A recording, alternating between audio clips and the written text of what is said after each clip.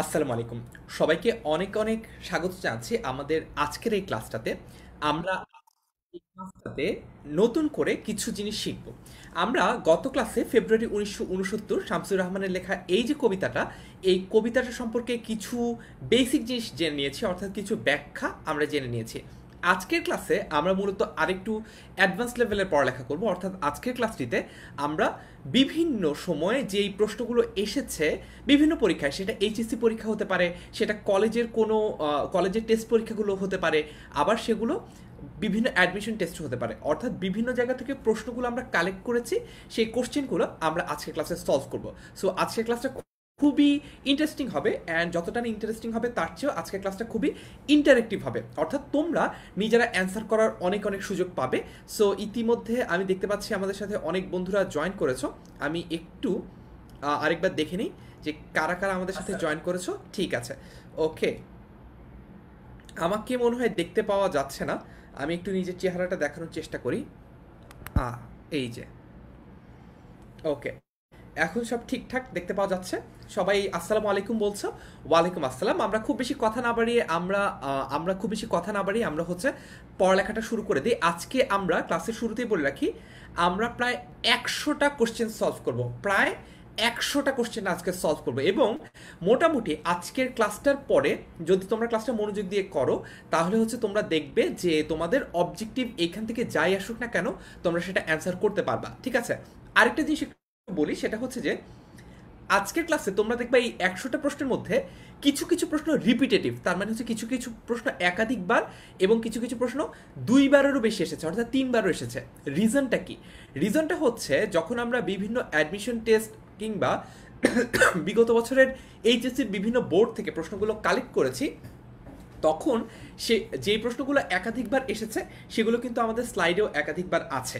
So এই জিনিসটা যখন তোমরা কোনো একটা প্রশ্ন একাধিকবার পাবা, তখন বুঝতে পারবা যে এই জিনিসটার আসলে ইম্পর্টেন্স বেশি। ঠিক আছে, সো আমরা এখন কথা না বাড়িয়ে পাঠ পরিচিতিটা প্রথমে দ্রুত পড়ে ফেলি।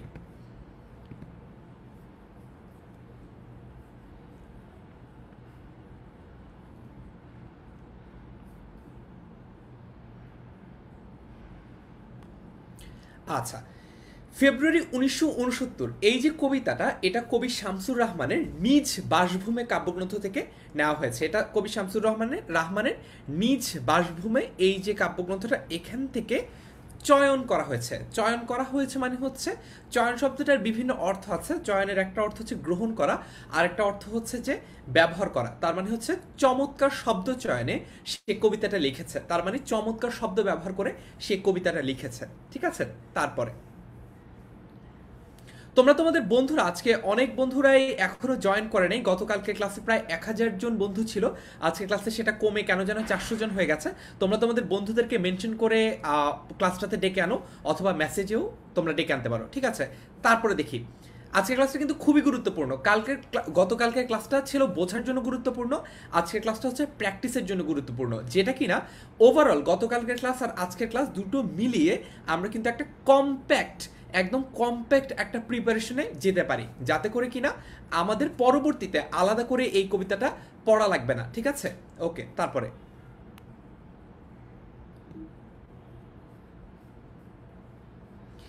ফেব্রুয়ারি 1969, দেশপ্রেম, গণজাগরণ ও সংগ্রামী চেতনার কবিতা। তোমাদের অবজেক্টিভের জন্য একটা ট্রিক বলে রাখি, সেটা হচ্ছে যখনই তোমরা দেখবে যে কোনো বাক্যে, বইয়ের কোনো বাক্যে এরকম একসাথে একাধিক একাধিক বিশেষ্য বা বিশেষণ আছে, যেমন দেখো এখানে দেশপ্রেম, গণজাগরণ ও সংগ্রামী চেতনা, তখনই সেটা বহুপদী সমাপ্তিসূচক অবজেক্টিভের জন্য গুরুত্বপূর্ণ বলে ধারণা করবে। অর্থাৎ প্রশ্ন আসতে পারে যে ফেব্রুয়ারি 1969 কেমন কবিতা? ক, দেশপ্রেম, খ, গণজাগরণ, এবং গ, সংগ্রামী চেতনা। ঠিক আছে, তারপরে অপশন এতে দিল হচ্ছে ক, অপশন বিতে দিল খ, অপশন সিতে দিল ক ও খ, এবং অপশন ডিতে দিল ক, খ, গ। তখন অপশনগুলো দেখে তোমার কিন্তু এই উত্তরটা ফিক্স করতে হবে। ঠিক আছে, আচ্ছা, তারপরে দেখি। ওকে, শাহরিন শরীফ বলছে আমি গতকাল পুরোটুকু পড়ে ফেলেছি, কংগ্রেচুলেশনস। আচ্ছা, তারপরে দেখি, এটা একটু মার্ক করে দিই তোমাদের জন্য। ঠিক আছে,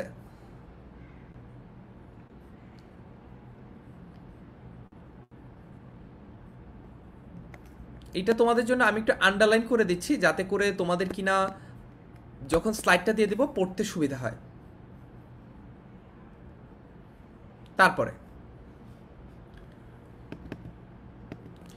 1969 সালে পাকিস্তানি শাসক গোষ্ঠীর বিরুদ্ধে তৎকালীন পূর্ব বাংলায় যে গণ আন্দোলনের সূচনা হয়েছিল, কবিতাটি সেই গণজাগরণের পটভূমিতে বা প্রেক্ষাপটেই কিন্তু বর্ণিত হয়েছে। তারপরে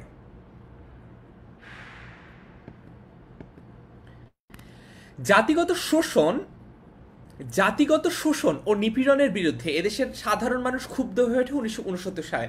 এখন প্রশ্ন হচ্ছে যে ভাইয়া জাতিগত শোষণ আর নিপীড়ন মানে কি? এটাকে বলা হয় যে কখনো কখনো আমি যদি জাতিগত শোষণের একটা এক্সট্রিম সিনারিও দেখাই, সেটাকে বলা হয় হচ্ছে এথনিক ক্লিনজিং এর একদম রিসেন্ট এক্সাম্পল আমরা দিতে পারি হচ্ছে মিয়ানমারে রোহিঙ্গা নিধন। অর্থাৎ শুধুমাত্র তুমি একটা জাতির অংশ বলে তুমি যখন কোনো নির্যাতন বা নৃশংসতার শিকার হও, তখন সেটাকে জাতিগত শোষণ, নিপীড়ন এবং কখনো কখনো জাতিগত নিধনও বলা হয়। ঠিক আছে, তো এই ব্যাপারটাই 1969 সালে মানুষকে অনেক খেপিয়ে তুলেছিল। কারণটা হচ্ছে যে বাঙালি, শুধুমাত্র বাঙালি হওয়ার কারণে তারা শোষিত ও বঞ্চিত হতো। অর্থাৎ তাদের যোগ্যতা বা তাদের যে কোনো কিছুর চেয়ে বেশি গুরুত্বপূর্ণ হয়ে দাঁড়াতো তখন যে তাদের জাতিগত পরিচয়টা কি, এটার কথা কিন্তু বলা হচ্ছে। ঠিক আছে, তারপরে প্রত্যন্ত গ্রামগঞ্জ, হাটবাজার, কলকারখানা, স্কুল, কলেজ, বিশ্ববিদ্যালয় থেকে অসংখ্য মানুষ জড়ো হয় ঢাকার রাজপথে। শামসুর রহমান বিচিত্র শ্রেণী পেশার মানুষের স্বতঃস্ফূর্ত সংগ্রামী চেতনার অসাধারণ এক শিল্পভাষ্য রচনা করেছেন এই কবিতায়। তার মানে শামসুর রহমান তার যে নিজের যে বৈচিত্র্য আছে, নিজের যে কাব্য প্রতিভা আছে, সেই কাব্য প্রতিভা দিয়ে স্বতঃস্ফূর্ত, তার মানে হচ্ছে স্পন্টেনাস। তার মানে ব্যাপারটা এরকম না যে মিছিলের জন্য লোক ভাড়া করে আনতে হচ্ছে, আন্দোলনের জন্য লোক ভাড়া করে আনতে হচ্ছে, ব্যাপারটা এরকম ছিল না। ব্যাপারটা ছিল যে সাধারণ মানুষ নিজেদের উদ্যোগেই নিজেরা এই ধরনের আন্দোলনে অংশগ্রহণ করেছিল, কারণ সবাই মনে করেছিল এই যে বাঁচার দাবিটা, এই যে ভাষার দাবিটা, এই দাবিটা তাদের নিজেদেরকে আদায় করে নিতে হবে। এই কথাটাই কবি তার কবিতার মাধ্যমে তুলে ধরেছেন। তারপরে শাহিদুর রহমান শাওন বলছে ক্লাস তো রেকর্ডেড। না, ক্লাস রেকর্ডেড না। এই যে আমি কবিতাটিতে দেশমাতৃকার প্রতি বা দেশকে মায়ের মতো রূপক ধরে দেশমাতৃকার প্রতি জনতার বিপুল ভালোবাসা সংবর্ধিত হয়েছে। অর্থাৎ সাধারণ মানুষের যে বিশাল ভালোবাসা দেশের প্রতি, সেটাই এখানে তুলে ধরা হয়েছে। দেশকে ভালোবেসে মানুষের আত্মদান ও আত্মাহুতির প্রেরণাকে কবি গভীর মমতা ও শ্রদ্ধার সাথে মূর্ত করে তুলেছেন। মূর্ত মানে কি জানো? মূর্ত মানে হচ্ছে যে জিনিসটা বোঝা যায়, তার মানে হচ্ছে যে জিনিসটা ভিজিবল বা যে জিনিসটা আন্ডারস্ট্যান্ডেবল। আমি একটু ব্র্যাকেটে লিখে দেই যাতে করে তোমরা মনে রাখতে পারো জিনিসটা।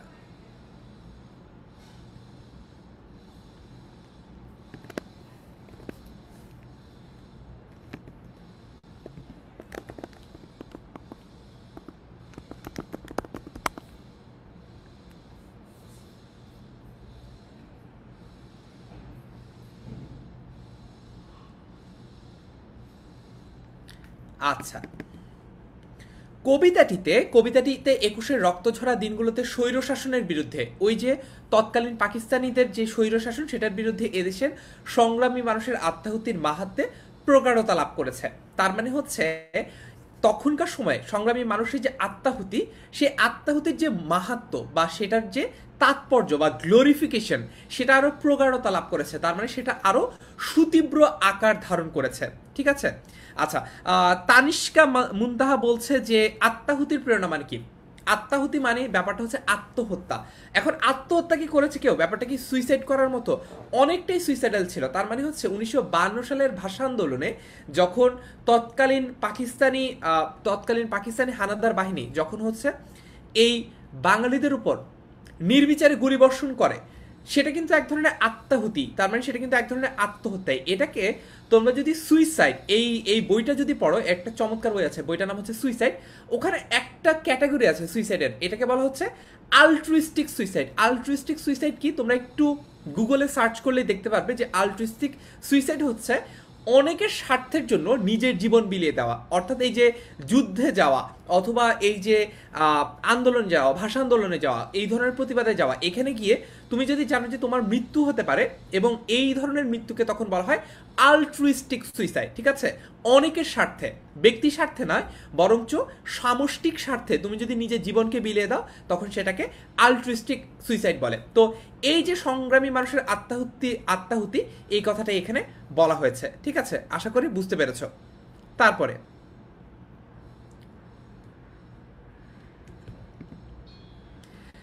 এইটা ইম্পর্টেন্ট, এটা একটু মার্ক করে দেই, এটা তোমরা অবশ্যই মনে রাখবে। ঠিক আছে, এটা হচ্ছে যে এই কবিতাটা লেখা হচ্ছে গদ্য ছন্দ ও প্রবহমান ভাষার সুষ্ঠু বিকাশে। একটু এক্সপ্লেইন করছি। ঠিক আছে, প্রথম কথা হচ্ছে গদ্য ছন্দ। তার মানে তোমরা যদি কবিতাটা পড়ো দেখবা যে কবিতাটা অন্যান্য কবিতার মতো প্রত্যেকটা লাইনের শেষ শব্দ মিলে যাচ্ছে, অর্থাৎ একটা অন্তমিল আছে, ব্যাপারটা এরকম না সব সময়। ঠিক আছে, এটা হচ্ছে এক নম্বর। আর দুই নম্বর কথা হচ্ছে প্রবহমান। প্রবহমান মানে কি জানো? প্রবহমান মানে হচ্ছে যেটা প্রবাহ হয়, তার মানে হচ্ছে নদী একটা প্রবহমান, প্রবহমানতার একটা উদাহরণ। এই ক্ষেত্রে সবসময় মনে রাখবে শব্দটা প্রবাহমান না, শব্দটা প্রবাহমান না, শব্দটা হচ্ছে প্রবহমান। তার মানে প্রকৃষ্ট রূপে বহমান যেটা, প্রকৃষ্ট রূপে বহমান যেটা, বহমান মানে কি? যেটা বয়ে চলে, অর্থাৎ নদীর মতো যেটা বয়ে চলে। এই যে কবিতাটা রয়েছে ফেব্রুয়ারি 1969, এই কবিতাটা নদীর মতো বয়ে চলে বলে এটাকে বলা হচ্ছে প্রবহমান। তার মানে দেখো ব্যাপারটা কিন্তু এরকম না, যখন ছন্দ মেলে তখন ব্যাপারটা কিরকম হয়? একটা ছন্দ দুইটা ছন্দ, একটা ছন্দ দুইটা ছন্দ, এইভাবে করে করে মিলে মিলে কবিতাটা আগায়। কিন্তু এই ব্যাপারটা, এই কবিতাটা সেরকম না, এই কবিতাটা হচ্ছে একদম প্রবহমান। তার মানে একটা শব্দ সাথে আরেকটা শব্দ, একটা শব্দের উপর আরেকটা শব্দ ডিপেন্ডেন্ট না। তার মানে হচ্ছে এইখানে ছন্দ মেলানোর জন্য কবি একটা শব্দের উপর কিন্তু ডিপেন্ড করে আরেকটা শব্দ লেখে নাই। তার মানে ব্যাপারটা হচ্ছে এরকম, যদি তুমি একটা ছোট্ট কবিতা লিখতে চাও, এই মুহূর্তে যেটা মনে আসছে সেটাই বলি, যে আমি আকাশ তুমি বাতাস, তুমি ঘুড়ি আমি উড়ি। এই যে দেখো, আমি আকাশ তুমি বাতাস, ঠিক আছে, আকাশের সাথে বাতাসের একটা মেলবন্ধনের জায়গা আছে। তার মানে দেখো তুমি পরের লাইনের, সেকেন্ড লাইনের শেষ শব্দটা যখন লিখছো সেটা কিন্তু ডিপেন্ড করছে তোমার আগের যেই লাইনটা আছে সেই আগের লাইনের শেষ শব্দটা কি। এইভাবেই কিন্তু একটার শব্দের প্রতি আরেকটা শব্দের ডিপেন্ডেন্সি ক্রিয়েট হয় বা নির্ভরতার জায়গা ক্রিয়েট হয়। কিন্তু এই যে কবিতাটা রয়েছে ফেব্রুয়ারি 1969, এটা একদম প্রবহমান ভাষা দিয়ে গঠিত বলে এখানে কিন্তু একটা শব্দের সাথে আরেকটা শব্দের কোনো আলাদা রকম ডিপেন্ডেন্সি বা নির্ভরতার জায়গা নাই। আশা করি তোমরা এই ব্যাপারটা বুঝতে পেরেছো। তারপরে দেখি, প্রশ্ন এসেছে প্রগাঢ়তা মানে কি? প্রগাঢ়তা মানে হচ্ছে আরো তীব্রতা, বুঝছো? প্রকৃষ্ট রূপে গাঢ়তা।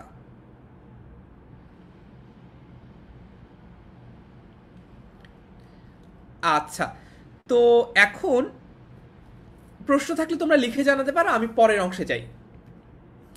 এখন আমরা আমাদের যে কোশ্চেন সলভিং সবচেয়ে ইম্পর্টেন্ট জায়গাটা সেখানে চলে এসেছি, এবং তোমরা একটু খাতা কলম নিয়ে বসো তো, তোমরা একটু খাতা কলম নিয়ে বসো তো, তোমরা একটু খাতা কলম নিয়ে বসে মার্ক করবা যে তুমি কয়টা থেকে কয়টা প্রশ্নের কারেক্ট অ্যান্সার দিতে পেরেছো। ঠিক আছে, সবাই রেডি?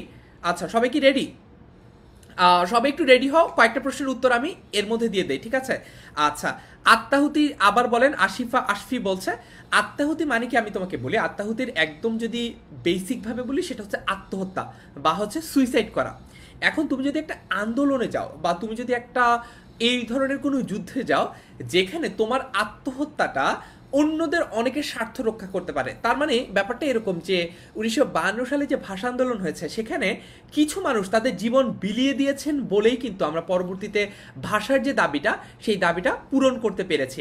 অর্থাৎ এই কারণে এটাকে বলা হয় আলট্রুইস্টিক সুইসাইড, যেটা আমার সুইসাইডটা, আমার আত্মহত্যাটা অনেকের স্বার্থ রক্ষা করে। এখন প্রশ্ন হতে পারে ভাইয়া এটাকে আত্মহত্যা বলা হচ্ছে কেন? তারা তো নিজেদেরকে নিজে হত্যা করে নাই, কিন্তু এটাকে আত্মহত্যা বলা হয় এই কারণে, কারণ যখন 144 ধারা ভঙ্গ করা হয়, 144 ধারা মানে কিন্তু হচ্ছে কারফিউ, অর্থাৎ দেখা মাত্রই গুলি করার একটা নির্দেশ কিন্তু তখন যেই আইন শৃঙ্খলা যে রক্ষা করার জন্য যে নিয়োজিত বাহিনী তাদের কাছে থাকে, অর্থাৎ তারা চাইলে কিন্তু 144 ধারা ভঙ্গ করলে কাউকে গুলিও করতে পারে, যদিও সেটা খুব এক্সট্রিম সিনারিও এবং যেটা সচরাচর করে না, যেটা কিনা আমরা 52 দিনগুলোতে বঙ্গবন্ধু শেখ মুজিবুর রহমানের বলা জবানিতে দেখি যে নুরুল আমিন সাহেব কেন এই ধরনের একটা ডিসিশন দিলেন যে দেখা মাত্রই গুলি করার একটা অর্ডার কেন পাশ করা হলো।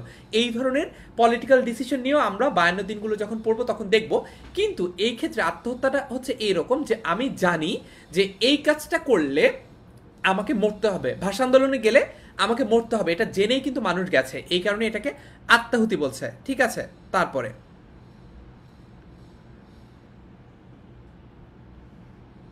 ওকে, সো আমরা এখন আমাদের কোশ্চেনটা সলভ করতে চলে এসেছি। সবাই আশা করি খাতা কলম নিয়ে বসে পড়েছো।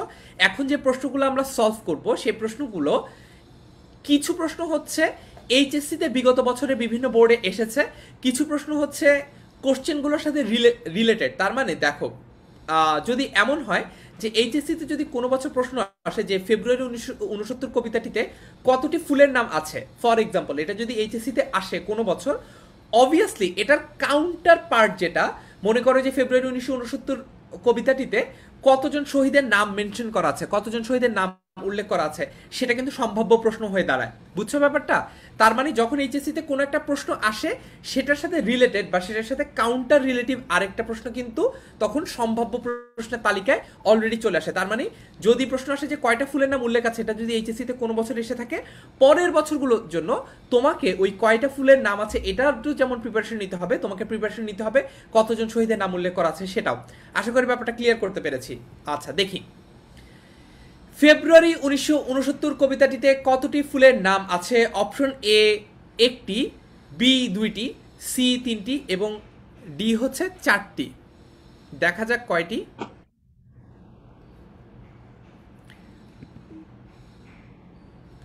এবং সঠিক উত্তর হচ্ছে উত্তর ক 1টি। তোমরা যারা তোমরা যারা ক লিখেছো তোমাদের সবার উত্তর সঠিক হয়েছে। আচ্ছা ওকে, তারপর দেখি,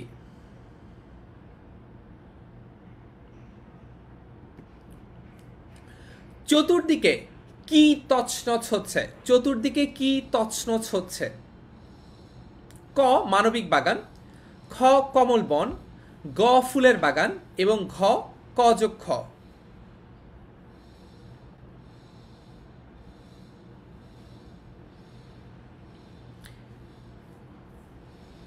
হ্যাঁ, এখন 12 উত্তরটা লিখে যাও। চতুর্দিকে কি তছনছ হচ্ছে?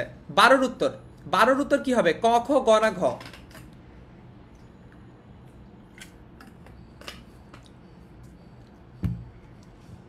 আচ্ছা, অনেকেই লিখে জানাচ্ছ। আমি একটু তোমরা লিখতে লিখতে তোমাদের কয়েকজনের নাম কি পড়বো, তোমরা যদি চাও কমেন্টে তোমাদের নামগুলো আমি পড়তে পারি যারা উত্তর দিচ্ছ। সঠিক উত্তর কোনটা সেটা আমি যখন বলে দিব তারপর তোমরা দেখতে পারবে, মিলিয়ে নিতে পারবে। সঠিক উত্তর আগেই বলবো না, তাহলে হচ্ছে অনেকে যারা কনফিউজ থাকবে তারা আবার ওই উত্তরটাই দিয়ে দিবে।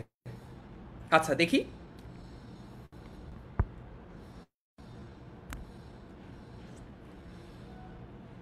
আচ্ছা কমেন্ট করেছে এমডি আরিফ ইসলাম, তাসনিম বিশ্বাস, জেসিয়া তাবাসসুম, সর্দার মোহাম্মদ। আচ্ছা ঠিক আছে, সঠিক উত্তর চতুর্দিকে কি তছনছ হচ্ছে। এবং বলাই বাহুল্য তোমরা যারা যারা ঘ অ্যান্সার দিয়েছো, যারা যারা বলছো 12 ডি, তারা সঠিক উত্তর দিয়েছো 12 ডি, এটার উত্তর হবে, অর্থাৎ ক যোগ খ হবে। চতুর্দিকে কি তছনছ হচ্ছে, এটা মানবিক বাগানও হবে, কমল বনও হবে। অর্থাৎ এই ধরনের প্রশ্নের জন্য আমরা সবসময় প্রস্তুত থাকবো যেখানে প্রশ্নের উত্তরটা একাধিক হতে পারে। ঠিক আছে, আচ্ছা তারপরে 2টা প্রশ্নের উত্তর আমরা ঠিকঠাক দিয়ে ফেলেছি, অর্থাৎ অলরেডি আমাদের অনেকের স্কোর কিন্তু 2 হয়ে গেছে। তারপরে কবিতাটিতে কোন সময় স্মৃতিচারণ করা হয়েছে? ক 1969, খ 1971, গ 1947 এবং ঘ 1952।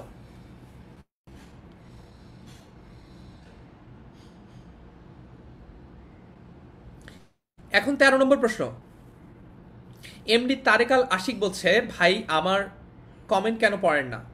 কমেন্ট পড়লে কি হবে আমি তো এটাই বুঝি না। তোমরা যদি ঠিক অ্যান্সার দিতে পারো, তাহলে তোমরা যদি পরীক্ষায় ভালো করতে পারো, সেটা আমার জন্য একটা অ্যাচিভমেন্ট, সেটা তোমাদের জন্য একটা অ্যাচিভমেন্ট। কিন্তু কমেন্ট পড়লে কি হবে? কমেন্টে তোমার নাম পড়লে কি লাভ হবে? মানে তোমরা যদি দেখাতে পারো বা আমাকে বোঝাতে পারো যে তোমার কমেন্ট পড়লে বা তোমার নাম পড়লে তোমার কোনো বৈষয়িক বা অবৈষয়িক, তোমার কোনো স্থাবর বা অস্থাবর লাভ আছে, তাহলে আমি অবশ্যই সেটা করতে পারি, কোনো সমস্যা নেই। আচ্ছা, তো সবাই এটা সঠিক উত্তর দিচ্ছ অলরেডি। এটা খুবই সহজ প্রশ্ন, এটা আশা করি সবাই পারবা। এটা হচ্ছে ক 1969-এর। আচ্ছা না, একটা একটা কনফিউশন আছে, একটু ক্লিয়ার করি এইখানে। প্রশ্ন কিন্তু একটু ট্রিকি কোশ্চেন ছিল, এই কারণে আমি ভুল করেছি। তোমাদের ভুল করা তো আরো স্বাভাবিক, এবং তোমরা আমাকে অনেকে ইনফ্লুয়েন্সও করেছো। দেখো, কবিতাটিতে কোন সময় স্মৃতিচারণ করা হয়েছে? কবিতাটাতে কিন্তু 1969-এ স্মৃতিচারণ করা হয়নি। 1969 কিন্তু তখন প্রেজেন্ট টাইম, অর্থাৎ 1969 কিন্তু তখন বর্তমান সময়, যখন কবিতাটা লেখা হচ্ছে বা যে প্রেক্ষাপটে লেখা হচ্ছে। দেখবা যে 1969-এর আন্দোলনকে বর্তমান ধরে নিয়ে কিন্তু কবিতাটা লেখা হচ্ছে। এই কারণেই যে স্মৃতিচারণটা করা হচ্ছে সেটা কিন্তু বেসিক্যালি 1952 সালের। ঠিক আছে, বুঝতে পেরেছো? আচ্ছা, 13-র ঘ হবে উত্তর। দেখি কারা কারা 13-র ঘ লিখেছো, দেখি তো 13-র 4 কারা কারা লিখেছো। ইশরাত জাহান মিম কেন যেন 13-র এস বলছে। তানিষ্কা মুনতাহা উত্তর পেরেছে, সামি বলছে 52, এমডি আবু জাফর বলছে 13 ডি। ঠিক আছে, আলহামদুলিল্লাহ, ঠিক আছে। এইটা কিন্তু একটা ট্রিকি কোশ্চেন, এটা আমরা মাথায় রাখবো। হ্যাঁ, আমরা এইটা একটু তোমাদের জন্য আমি একটু আন্ডারলাইন করে দেই, হ্যাঁ, যাতে হচ্ছে তোমরা এই ট্রিকি কোশ্চেনটা আলাদা করে মনে রাখতে পারো। আচ্ছা, তারপরে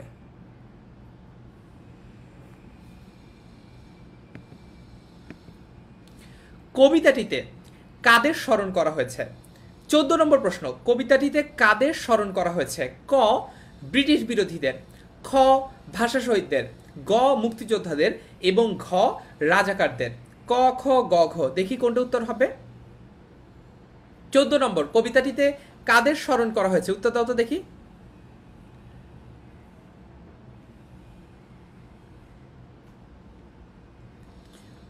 14 উত্তর কি হবে? ক খ গ না ঘ?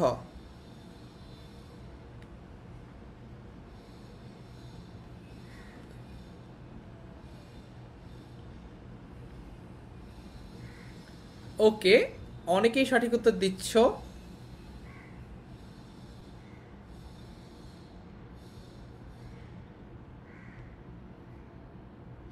14 বি, 14 বি, 14 বি। আচ্ছা, একটা জিনিস একটু বলি, একটা ছোট্ট করে বানান রীতি তোমাদের একটু জানিয়ে দেয়। সেটা হচ্ছে যে বাংলা একাডেমির যে নতুন বানান রীতি, সেই নতুন বানান রীতি অনুযায়ী বিদেশি শব্দগুলো আমরা রস্বইকার দিয়ে লিখি। বিদেশি শব্দগুলো আমরা কি দিয়ে লিখি? রস্বইকার দিয়ে লিখি। এই কারণেই দেখো, শহীদ শব্দটা, এই শব্দটা যেহেতু একটা বিদেশি শব্দ, শহীদ শব্দটা যেহেতু একটা বিদেশি শব্দ, এই কারণে কিন্তু এটা এখন আমরা কিভাবে লিখি? এখন এই কারণে কিন্তু এটা আমরা রস্বইকার দিয়ে লিখি।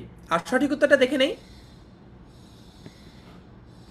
সঠিক উত্তর হচ্ছে খ ভাষা শহীদদের। কবিতাটিতে কাদেরকে স্মরণ করা হয়েছে? এর সঠিক উত্তর হচ্ছে খ ভাষা শহীদদের। আচ্ছা, অনেকে বলছো যে ভাইয়া আমাদের মনে হয় নেট স্লো, আমরা প্রশ্ন আস্তে আস্তে পাই। 14 খ, ঠিক আছে, অনেকেই সঠিক উত্তর দিচ্ছ। আমাদের সাথে প্রায় 560 জন বন্ধু উপস্থিত আছে। তো ঠিক আছে, আমরা পড়া আগাতে থাকি, অনেকগুলো প্রশ্ন সলভ করতে হবে। আমরা কি একটু দ্রুত আগাবো? কারণ আমাদের মোট 100টা প্রশ্ন সলভ করতে হবে। আমরা একটু দ্রুত আগাই, না হলে আবার শেষ হবে না। ফেব্রুয়ারি 1969 কবিতাটিতে বরকতের নাম আছে কতবার? ফেব্রুয়ারি 1969 কবিতাটিতে বরকতের নাম আছে কতবার? ক একবার, খ দুইবার, গ তিনবার এবং ঘ চারবার। ক খ গ না ঘ?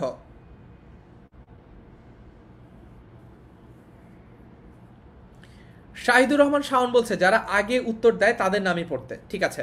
শাহরিয়ার সিফাত বলছে সবার আগে 15 খ দুইবার। সিফাত প্রশ্ন ফাঁস করে উত্তর দিচ্ছে।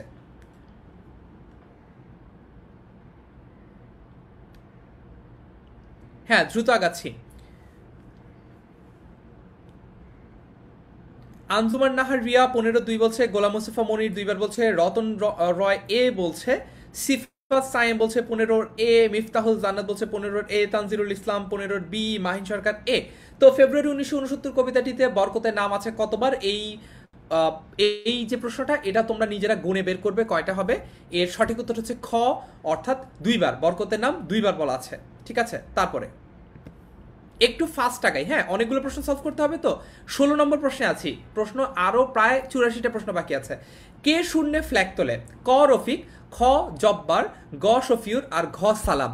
ক খ গ না ঘ? এর সঠিক উত্তরটা তোমরা দিয়ে দাও।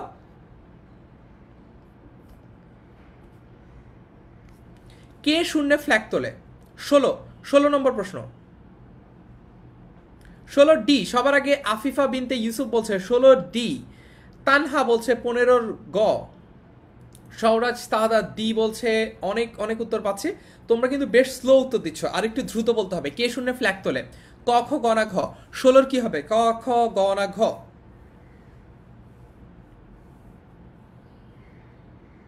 অনেকেই উত্তর দিচ্ছ। এটা তো অনেক সহজ একটা প্রশ্ন, এটার উত্তর কেন যেন তোমরা ভুল দিচ্ছ, এটা আমি ঠিক বুঝতে পারছি না। ক খ গ না ঘ? আচ্ছা, সো অনেকগুলো কখ গঘর মধ্যে অনেকগুলো উত্তর পেয়েছি। 16 ডি। দেখা যাক সঠিক উত্তর কোনটা।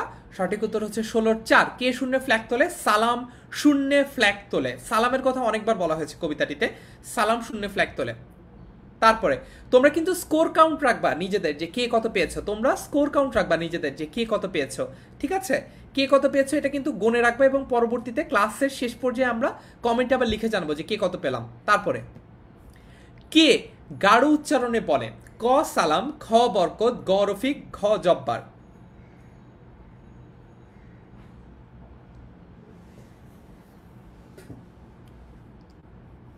ক খ গ না ঘ? 17 ক খ গ না ঘ একটু লিখে জানাও।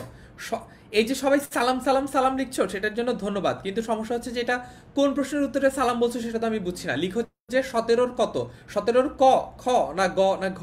17 কত লিখে জানাও। সুবর্ণা বিশ্বাস লিখেছে 17 এ। ওমর ফারুক বলছে বি।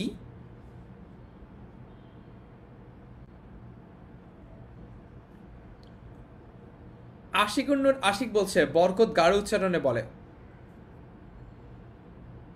অলিউর রহমান বিপুল বলছে কমেন্টস বাড়ানোর ধান্দা। যদি ফেসবুক পেইড মার্কেটিংয়ে কমেন্ট বেশি আসার কারণে কোনো ডলার বা টাকা পয়সা দেয়, এটার প্রসিজার যদি তুমি জানো অলিউর রহমান বিপুল, আমাকে একটু জানিও, আমিও ওই জিনিসটা ইমপ্লিমেন্ট করে দেখি। কারণ যেহেতু তোমরা অনেক কমেন্টস করো, যদি কমেন্ট থেকে টাকা পয়সা পাওয়া যায় আমাকে জানিও, তাহলে হচ্ছে তোমাদের পড়ানো বাদ দিয়ে কমেন্টের একটা ব্যবসা শুরু করে দিব। আচ্ছা, অনেকেই সঠিক উত্তর দিচ্ছ। কে গাঢ় উচ্চারণে কথা বলে? ক সালাম, খ বরকত, গ রফিক, ঘ জব্বার। এবং সঠিক উত্তর হচ্ছে খ বরকত, ঠিক আছে। খ বরকত সঠিক উত্তর যারা দিয়েছ সবাইকে অনেক অনেক অভিনন্দন। তারপরে 18 প্রশ্ন। কে ঘাতকের থাবার সম্মুখে বুক পাতে?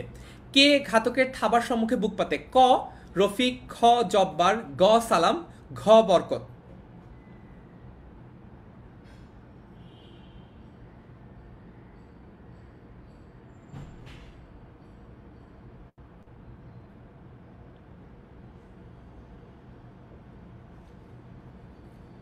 18 ইমরান ইফাত সবার আগে বলছে যে 18 সি।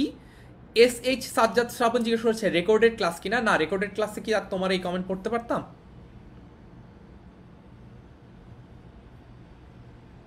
আচ্ছা, 18 সঠিক উত্তর হচ্ছে 4। কে ঘাতকের থাবার সম্মুখে বুক পাতে? এটার উত্তর হচ্ছে বরকত। এটার উত্তর হচ্ছে বরকত, ঠিক আছে। যারা প্রশ্ন সঠিক উত্তর দিয়েছ তারা তোমাদের নামের পাশে +1 স্কোর কাউন্ট করে রাখো, আমরা লাস্টে গিয়ে স্কোর কাউন্ট করব। কার চোখে ঢাকা আলোচিত? 19 নম্বর প্রশ্ন। কার চোখে ঢাকা আলোচিত? ক সালামের, খ বরকতের, গ রফিকের, ঘ জব্বারের। আগেই বলেছি আজকের ক্লাসটার পরে এই জায়গা থেকে নতুন কোনো অবজেক্টিভ বের করা তোমাদের জন্য খুবই টাফ হবে। অর্থাৎ এই যে ক্লাসটা এটা করলে বা এই কোশ্চেনগুলো সলভ করলে তোমরা মোটামুটি বুঝে ফেলবে যে এই জায়গা থেকে, কবিতাটা থেকে কি কি প্রশ্ন আসতে পারে। কার চোখে ঢাকা আলোচিত? কার চোখে ঢাকা আলোচিত? ক সালামের, খ বরকতের, গ রফিকের, ঘ জব্বারের। ক খ গ ঘ? ক খ গ ঘ দেখি। ক ক খ গ ঘ দেখি কে কে পারছো। তো অনেকেই সঠিক উত্তর দিচ্ছ, আমরা একটু দেখে নেই ঝটপট। সঠিক উত্তর হচ্ছে ক, সালামের চোখে ঢাকা আলোচিত। সালামের চোখে ঢাকা আলোচিত, অনেকেই 19 সঠিক আনসার দিতে পেরেছ। তারপরে 20 নম্বর প্রশ্ন, কবিতাটিতে কোন কোন সালের সাথে যোগসূত্র স্থাপন করা হয়েছে? কোন কোন সালের সাথে, কোন কোন সালের মধ্যে যোগসূত্র স্থাপন করা হয়েছে? কবিতাটিতে কোন কোন সালের মধ্যে যোগসূত্র স্থাপন করা হয়েছে? একটা জিনিস তোমাদেরকে একটু বলে দেই, স্লাইড পড়ানোর সময় আমার যদি চোখে কোনো ভুল ধরা পড়ে আমি সাথে সাথে সেই স্লাইডটা এডিট করে দেওয়ার চেষ্টা করি, যাতে করে তোমরা যখন এই লেকচার শিটগুলো হাতে পাবে, যাতে তোমরা সবকিছু ঠিকঠাক মতো হাতে পাও। এই কারণে স্লাইডগুলো তোমাদেরকে আগে দিয়ে দেই না, যাতে করে আমি অনেকবার চেক করা হয়, অবশ্যই বিভিন্ন ধাপে ধাপে আমরা চেক করি, কিন্তু তারপরেও পড়ানোর সময় দেখা যায় যে প্রতিবারই কিছু না কিছু ছোটখাটো ভুল ধরা পড়ছে, ওই জিনিসগুলো আমি একটু সলভ করে দেওয়ার চেষ্টা করি, ঠিক আছে? আচ্ছা, এবার 20 নম্বরের উত্তর দাও। 20, শরীফুল হক বলছে ভাইয়া ক্লাস শেষে সবগুলো বহু নির্বাচনী একসাথে পিডিএফ দিলে আমাদের রিভিশন দিতে খুবই সুবিধা হবে। হ্যাঁ, এই কারণে এডিট করছি, সবকিছু এডিট করে তোমাকে একসাথে দিয়ে দেবো, কোনো সমস্যা নেই। 20-এর খ বলছো, 20-এর খ দেখি 1952 আর 1969। হ্যাঁ, সঠিক উত্তর হচ্ছে 20-এর খ, সবাই সঠিক উত্তর দিতে পারছো 20-এর খ। আচ্ছা, তারপরে এরপরে দেখি 21 নম্বর প্রশ্ন, কই গেল 21 নম্বর প্রশ্ন? ফেব্রুয়ারি 1969 কবিতায় বর্ণমালাকে কিসের সাথে তুলনা করা হয়েছে? ক নক্ষত্র, খ রক্ত, গ ফুল, ঘ রৌদ্র। এইটার উত্তর তোমরা দাও, আমি একটু এটার ব্যাপারে বলিনি, এই প্রশ্নটার ব্যাপারে। এই প্রশ্নটা খুবই গুরুত্বপূর্ণ একটা প্রশ্ন, এই প্রশ্নটা খুবই গুরুত্বপূর্ণ একটা প্রশ্ন, কারণ এই প্রশ্নটা থেকে অনেকবার বিভিন্ন সালে প্রশ্ন এসেছে এইচএসসিতে, অনেকবার বিভিন্ন অ্যাডমিশন টেস্টের প্রশ্ন এসেছে। এই প্রশ্নটা বারবার, আজকে স্লাইডেও দেখবা যে এই প্রশ্নটা কয়েকবার এসেছে, একাধিকবার এসেছে, কারণ এটা বিগত বছরে অনেকবার এসেছে, ঠিক আছে? ফেব্রুয়ারি 1969 কবিতায় বর্ণমালাকে কিসের সাথে তুলনা করা হয়েছে? ক নক্ষত্র, খ রক্ত, গ ফুল, ঘ রৌদ্র। 21-এর এ অনেকে বলছো।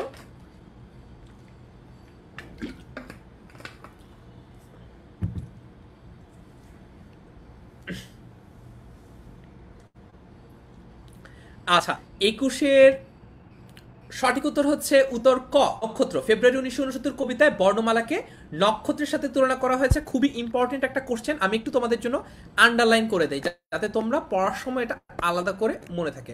আচ্ছা, এই যে দিলাম। তারপর 22 নম্বর, আবার ফুটেছে দেখো কৃষ্ণচূড়া থরে থরে শহরের পথে, চরণটি আমাদের জাতীয় জীবনের কোন দিকটি তুলে ধরে? আবার ফুটেছে দেখো কৃষ্ণচূড়া থরে থরে, চরণটি আমাদের জাতীয় জীবনের কোন দিকটি তুলে ধরে? বলো তো এটা কি হবে? ক খ গ না ঘ? ক গণ আন্দোলন, খ ভাষা আন্দোলন, গ স্বাধীনতা আন্দোলন এবং ঘ স্বদেশী আন্দোলন। 22 নম্বর, 22 নম্বর, গোলাম মুস্তফা মনি সবার আগে উত্তর দিচ্ছে 22-এর খ।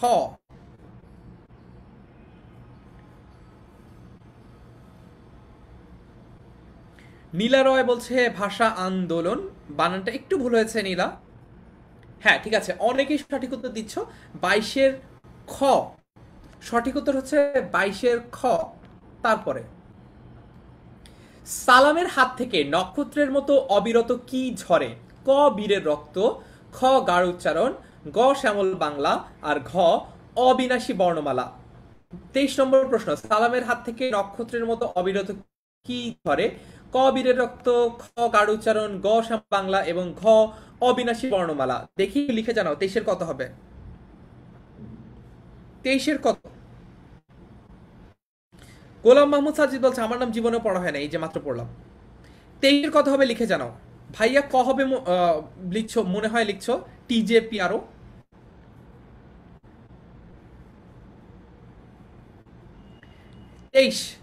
23-এর সঠিক উত্তর অনেকেই অনেক কিছু লিখছো, দেখা যাক কোনটা হয়। এবং 23-এর সঠিক উত্তর হচ্ছে ঘ অবিনাশী বর্ণমালা। 23-এর সঠিক উত্তর হচ্ছে ঘ অবিনাশী বর্ণমালা। তারপরে 24, আজ আলোচিত কোন স্থান? ফেব্রুয়ারি 1969 কবিতা মতে আজ আলোচিত কোন স্থান? ক কলকাতা, খ খ ঢাকা, গ বাংলাদেশ, ঘ লাহোর। ঝটপট লেখা জানাও একটু দ্রুত, যাতে আমরা দ্রুত সামনে আগাতে পারি। আজ আলোচিত কোন স্থান? 24। আজ আলোচিত কোন স্থান? ক খ গ ঘ। কলকাতা, ঢাকা, বাংলাদেশ, লাহোর। কলকাতা, ঢাকা, বাংলাদেশ, লাহোর কি হবে? 24। 24-এর এ, বি, সি না ডি? গোলাম মোস্তফা মনির আবারও সবার আগে সঠিক উত্তর দিয়েছে। আমার কাছে মনে হয় গোলাম মোস্তফা মনিরের ইন্টারনেট সবচেয়ে ফাস্ট, সে সবার আগে আবারও সঠিক উত্তর দিয়েছে 24 ঢাকা।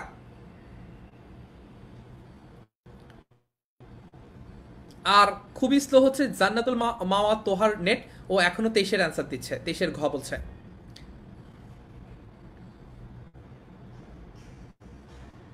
আচ্ছা, আজ আলোচিত কোন স্থান? সঠিক উত্তর হচ্ছে খ ঢাকা। তারপরে আরো ফাস্ট যাই, হ্যাঁ যেহেতু তোমরা চাচ্ছ আর একটু ফাস্ট যাই। শামসুর রহমান কোন স্কুল থেকে প্রবেশিকা পরীক্ষায় উত্তীর্ণ হয়? ক প্রিপারেটরি স্কুল, খ সেন্ট গ্রেগরি স্কুল, গ সেন্ট জোসেফ স্কুল এবং ঘ পোগজ স্কুল। সেন্ট জোসেফের বানানটা একটু ঠিক করে দেই, এটা কি? সঠিক উত্তর হচ্ছে ঘ। সঠিক উত্তর হচ্ছে ঘ।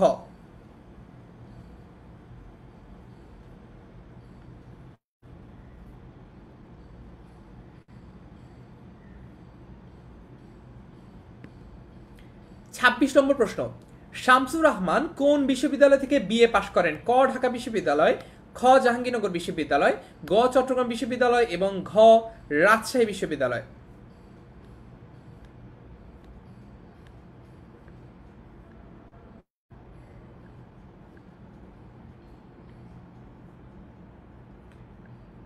ছাব্বিশের ডি বলছে অনেকেই, কেন?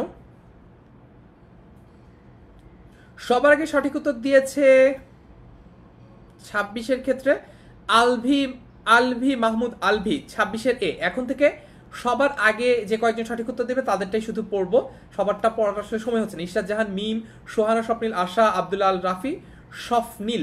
26-এর ক বলছে এবং সঠিক উত্তর হচ্ছে 26-এর ক ঢাকা বিশ্ববিদ্যালয়। তারপরে 69-এ সালাম আবার রাজপথে নামে কেন? 69-এ সালাম আবার রাজপথে নামে কেন? ক মাতৃভাষার দাবিতে, খ অধিকার আদায়ের জন্য, গ গণতন্ত্র প্রতিষ্ঠার জন্য এবং ঘ স্বাধীনতা আন্দোলনের জন্য। 27-এর কি হবে? ক খ গ না ঘ? 27-এর কি হবে? ক খ গ না ঘ?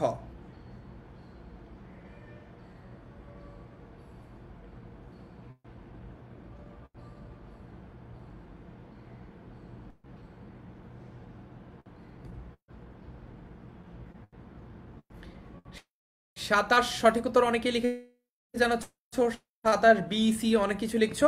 এবং 27-এর সঠিক উত্তর হচ্ছে, দেখো 27 নাম্বারটাও ইম্পর্টেন্ট, একটু বুঝাই। হ্যাঁ, কেন অধিকার আদায়ের জন্য, কেন গণতন্ত্র প্রতিষ্ঠার জন্য না? কারণ হচ্ছে দেখো 1969, সময়টা বুঝতে হবে। 1969 সময়টা হচ্ছে 1969, তখনও কিন্তু 70-এর নির্বাচনটা হয় নাই।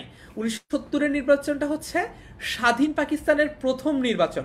স্বাধীন পাকিস্তানের অর্থাৎ 1947 সালের পরে পরে এই যে ওভারঅল যে নির্বাচন 1970 সালের নির্বাচন, সেটার আগ পর্যন্ত আলাদা করে বাঙালিরা গণতন্ত্রের জন্য আন্দোলন করে নাই, ভাষার জন্য আন্দোলন করেছে। তারপরে হচ্ছে শিক্ষা কমিশন বিরোধী আন্দোলন করেছে, বিভিন্ন সময় 1966-র 6 দফা আন্দোলন করেছে। কিন্তু ওই যে 1966-র 6 দফা আন্দোলনেও কিন্তু আমরা প্রাদেশিক স্বায়ত্তশাসন চেয়েছি, আলাদা করে বলি নাই যে আমাদের আলাদা করে গণতন্ত্র লাগবে বা আলাদা করে স্বাধীনতা লাগবে। তখনও পর্যন্ত কিন্তু আমরা বলি নাই। এই কারণে এই প্রশ্নের উত্তরটা হবে, এই প্রশ্নের উত্তর হবে অধিকার আদায়ের জন্য। গণতন্ত্র প্রতিষ্ঠার জন্য হচ্ছে আরো পরে 1970-এর পর থেকে এই ব্যাপারটা শুরু হয়। তারপরে আকসান হাবিব বলছে আমি সবার আগে বলেছি। সর্বোচ্চ তছনছ হচ্ছে কি? ক শালবন, খ হরিত উপত্যকা, গ কমলবন আর ঘ মধুবন। সর্বোচ্চ তছনছ হচ্ছে কি? ক শালবন, খ হরিত উপত্যকা, গ কমলবন আর ঘ মধুবন।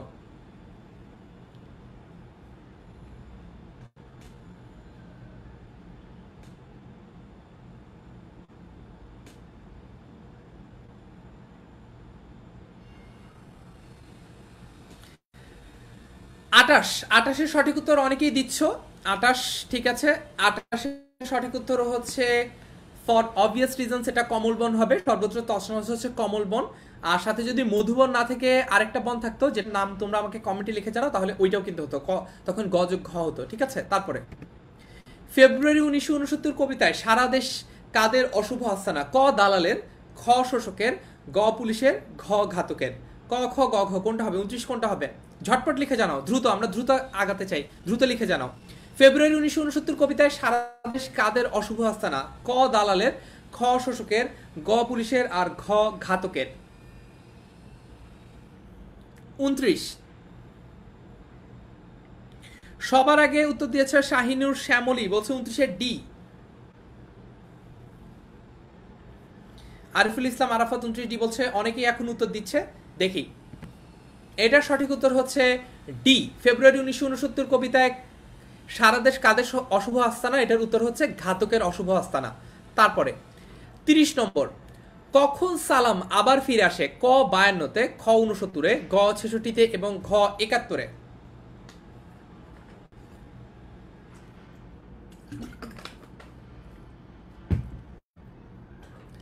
30 নম্বর কি হবে? ঝটপট লিখে জানো। 30 ক খ গ ঘ কি হবে?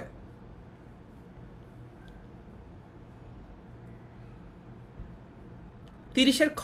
সবার আগে উত্তর দিচ্ছি ইথিকা দাশগুপ্ত। দেখি,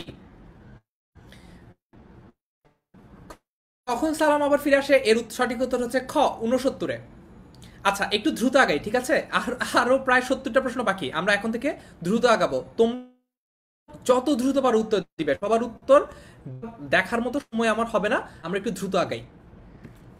শূন্যে ফ্ল্যাগ তুলে ধরে কে? এই প্রশ্নের উত্তর আমরা আগেও দিয়েছি, আবার সলভ করালাম না। তোমরা একটু বলো 31 কি হবে? ক খ গ না ঘ। 31 কি হবে? ক খ গ না ঘ। এখন থেকে প্রতিটা প্রশ্নের জন্য তোমাদেরকে সময় দেওয়া হবে, তোমাদেরকে এখন থেকে প্রতিটা প্রশ্নের জন্য সময় দেওয়া হবে 30 সেকেন্ড। যখন তোমরা এইচএসসিতে বা অ্যাডমিশন টেস্টে প্রশ্নের উত্তর দিবা, তখন কিন্তু তোমরা মোরলেস এরকম সময় পাবা 30 সেকেন্ড করে, ঠিক আছে? শূন্যে ফ্ল্যাগ তুলে ধরে কে? ঝটপট 31। অনেকেই সঠিক উত্তর দিচ্ছ। সবার আগে এমডি শামীম মিয়া লিখেছে 31 সি, এবং এটা সঠিক উত্তর হচ্ছে 31-এর গ, অর্থাৎ শামীম মিয়া সঠিক উত্তর দিয়েছে। শূন্যে ফ্ল্যাগ তুলে ধরে কে? এর সঠিক উত্তর হচ্ছে সালাম। তারপর ঘাতকের থাবার সামনে বুক পাতে কে? ক তরুণ, খ নব্যলেখক, গ শিক্ষক এবং ঘ বরকত। 32 ঘাতকের থাবার সামনে বুক পাতে কে? ক তরুণ, খ নব্যলেখক, গ শিক্ষক, ঘ বরকত। 32-এর সঠিক উত্তর, 32-এর সঠিক উত্তর রিশা আহমেদ সবার আগে উত্তর দিয়েছে 32-এর ঘ, এবং সঠিক উত্তর হচ্ছে 32-এর ঘ, অর্থাৎ ঘাতকের থাবার সামনে বুক পাতে কে? এর সঠিক উত্তর হচ্ছে বরকত। তারপরে 33 নম্বর, ফেব্রুয়ারি 1969 কবিতায় কৃষ্ণচূড়া কোথায় ফুটেছে? ক ঝুলন্ত গাছে, খ গ্রামের বাঁকে, গ নদীর ধারে এবং ঘ শহরের পথে। 33 নম্বর, ফেব্রুয়ারি 1969 কবিতায় কৃষ্ণচূড়া কোথায় ফুটেছে? ক ঝুলন্ত গাছে, খ গ্রামের বাঁকে, গ নদীর ধারে এবং ঘ শহরের পথে। 33 নম্বরের উত্তর দেখি কে ঝটপট সবার আগে দিতে পারে। সবার আগে মারুফা সোমা বলছে 33-এর ঘ হবে। দেখি সঠিক উত্তর, এবং সঠিক উত্তর হচ্ছে 33-এর ঘ, অর্থাৎ ফেব্রুয়ারি 1969 কবিতায় কৃষ্ণচূড়া শহরের পথে পথে ফুটেছে। তারপরে 34 নম্বর প্রশ্ন, কৃষ্ণচূড়ার রং কিসের প্রতীক হিসেবে ব্যবহৃত হয়েছে? ক 21-এর চেতনা, খ স্বাধীনতার চেতনা, গ 69-এর গণ অভ্যুত্থান এবং ঘ 66 6 দফার চেতনা। 34 নম্বর প্রশ্ন, দেখি সবার আগে কে সঠিক উত্তর দিতে পারে।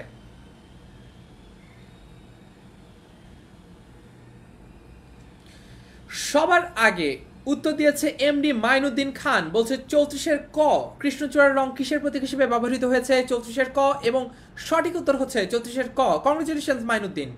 তারপরে এখন থেকে শুধুমাত্র প্রথম যে সঠিক অ্যান্সারটা দিতে পারবে তারটাই পড়বো, ঠিক আছে? That should be the competition. সবার নাম পড়লে তো আসলে কোনো সিগনিফিকেন্স থাকে না। দেখি ঝটপট কারা কারা উত্তর দিতে পারো।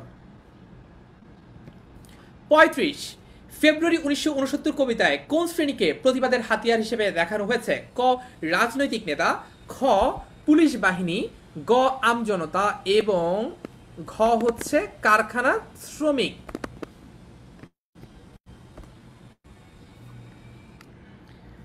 35 নম্বর,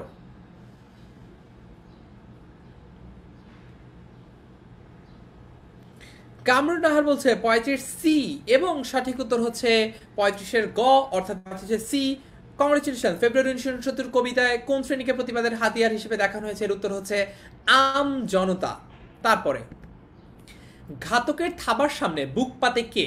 ক তরুণ, খ নব্য লেখক, গ শিক্ষক, ঘ বরকত। আগে এটার উত্তর দিয়েছি, আবারও বলি। 36-এর সঠিক উত্তর হবে 36-এর ঘ, অর্থাৎ সঠিক উত্তর বরকত।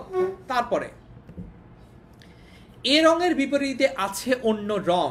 এখানে অন্য রং দ্বারা কোন রংকে ইঙ্গিত করা হচ্ছে? ক লাল, খ সাদা, গ কালো অথবা জলপাই, আর ঘ হলুদ। 37 নম্বর। 37 এ রঙের বিপরীতে আছে অন্য রং। এখানে অন্য রং দ্বারা কোন রংকে ইঙ্গিত করা হয়েছে?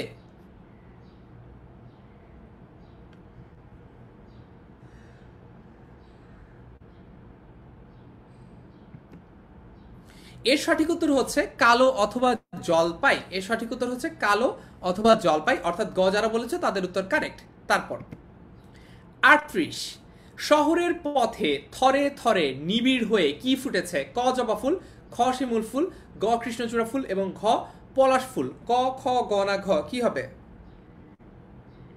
38 নম্বর।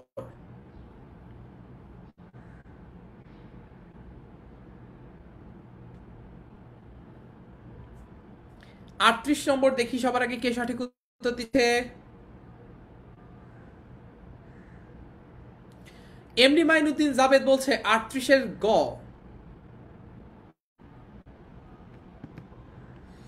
38-এর গ হচ্ছে কৃষ্ণচূড়া ফুল, সঠিক উত্তর। তারপরে 39, এটা আশা করি সবাই পারি। শামসুর রহমানের জন্মসাল কত? 1927, 28, 29 নাকি 31? 39-এর কত হবে? 39-এর কত হবে? এগুলোও কিন্তু বিগত বছরের প্রশ্ন।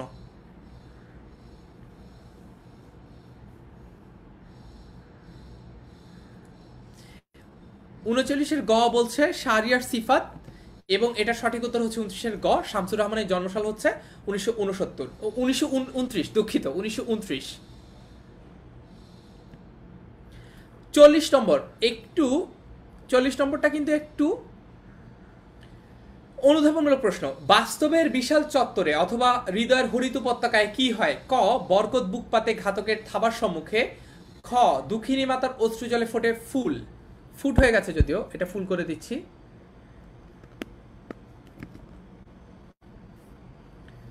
গ শিহরিত ক্ষণে ক্ষণে আনন্দের রৌদ্রে আর দুঃখের ছায়ায়, ঘ কেউ বা ভীষণ যদি দারুণ বিপ্লবে ফেটে পড়ে। কি হবে? 40। 40-এর কত হবে? এমডি মাইনুদ্দিন খান বলছে 40-এর খ, এবং সঠিক উত্তর হচ্ছে 40-এর খ। ঠিক আছে। তারপরে 41 নিচের কোন কবির জন্ম বৃহত্তর ঢাকার জেলায়? ক সৈয়দ শামসুল হক, খ শামসুর রহমান, গ সুকান্ত ভট্টাচার্য এবং ঘ আহসান হাবিব। 41 নম্বর প্রশ্ন। 41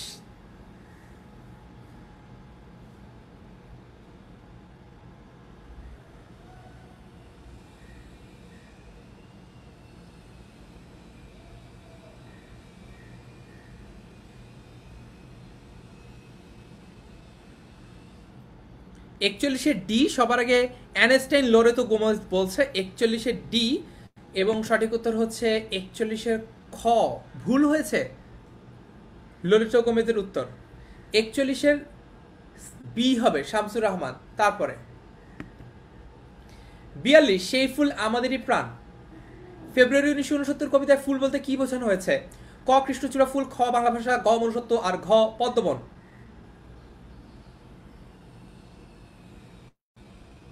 42 কি হবে লিখে জানাও।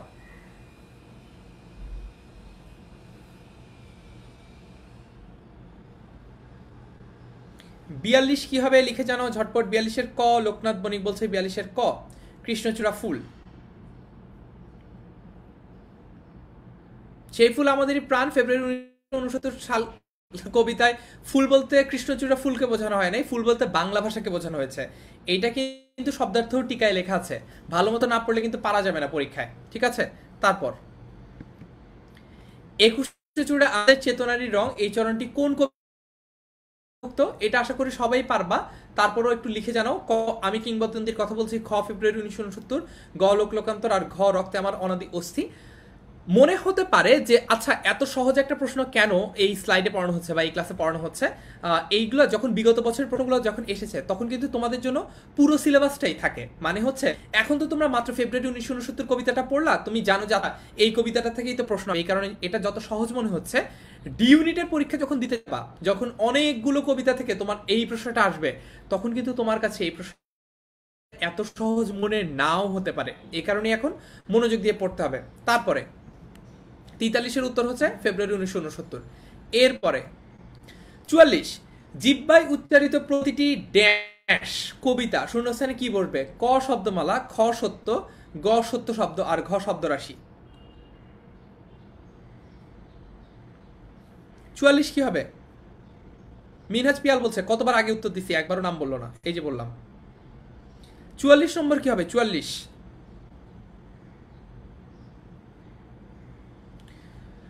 সবার আগে মাইনুদ্দিন খান বলছে 44-এর ক, আশিকুন্ন রাশিক 44-এর ক। আচ্ছা ঠিক আছে, অনেকে অনেক কিছু বলছে, কিন্তু এটার উত্তর হচ্ছে জিহ্বায় উচ্চারিত প্রতিটি সত্য শব্দ এক একটা কবিতা। ঠিক আছে, এটা অন্য কবিতা থেকে নেওয়া হয়েছে যদিও। এই ধরনের প্রশ্ন কিন্তু আসতে পারে, কারণ হচ্ছে যে কনটেক্সটটা, সেই কনটেক্সটটা যদি রিলেটেড হয় তাহলে একটা কবিতা থেকে প্রশ্ন আরেকটা কবিতার সাথে মিলিয়েও কিন্তু অনেক সময় আসে। তারপরে 45 নম্বর প্রশ্ন, মাতাল মৃত্তিকা কার গ্রন্থের নাম? ক সৈয়দ, এটা বিগত বছরের প্রশ্ন, ক সৈয়দ ওয়ালিউল্লাহ, খ সৈয়দ আলী হাসান, গ অমিয় চক্রবর্তী আর ঘ শামসুর রহমান। তানভীর শাকিল বলছে 44 এই কবিতার প্রশ্ন না, এই কবিতার প্রশ্ন না, কিন্তু যখন যখন হচ্ছে কোনো পলিটিক্যাল কনটেক্সট মিল থাকে, যখন কোনো দুইটা কবিতার বা দুইটা গল্পের যদি কনটেক্সট মিল থাকে, তখন একটু অ্যাডভান্স লেভেলের প্রশ্ন করার জন্য দুইটা কবিতা থেকে মিলিয়েও প্রশ্ন করা হয়, সেরকম একটা প্রশ্ন আমরা সলভ করেছি। আচ্ছা, তারপর 45, মাতাল মৃত্তিকা কার গ্রন্থের নাম? এর সঠিক উত্তর হচ্ছে ঘ শামসুর রহমান, এর সঠিক উত্তর হচ্ছে ঘ শামসুর রহমান। তারপরে 46, বুকতার বাংলাদেশের হৃদয় কাব্যগ্রন্থের লেখক কে? ক জসিমউদ্দিন, খ জীবনানন্দ দাশ, গ শামসুর রহমান এবং ঘ কাজী নজরুল ইসলাম।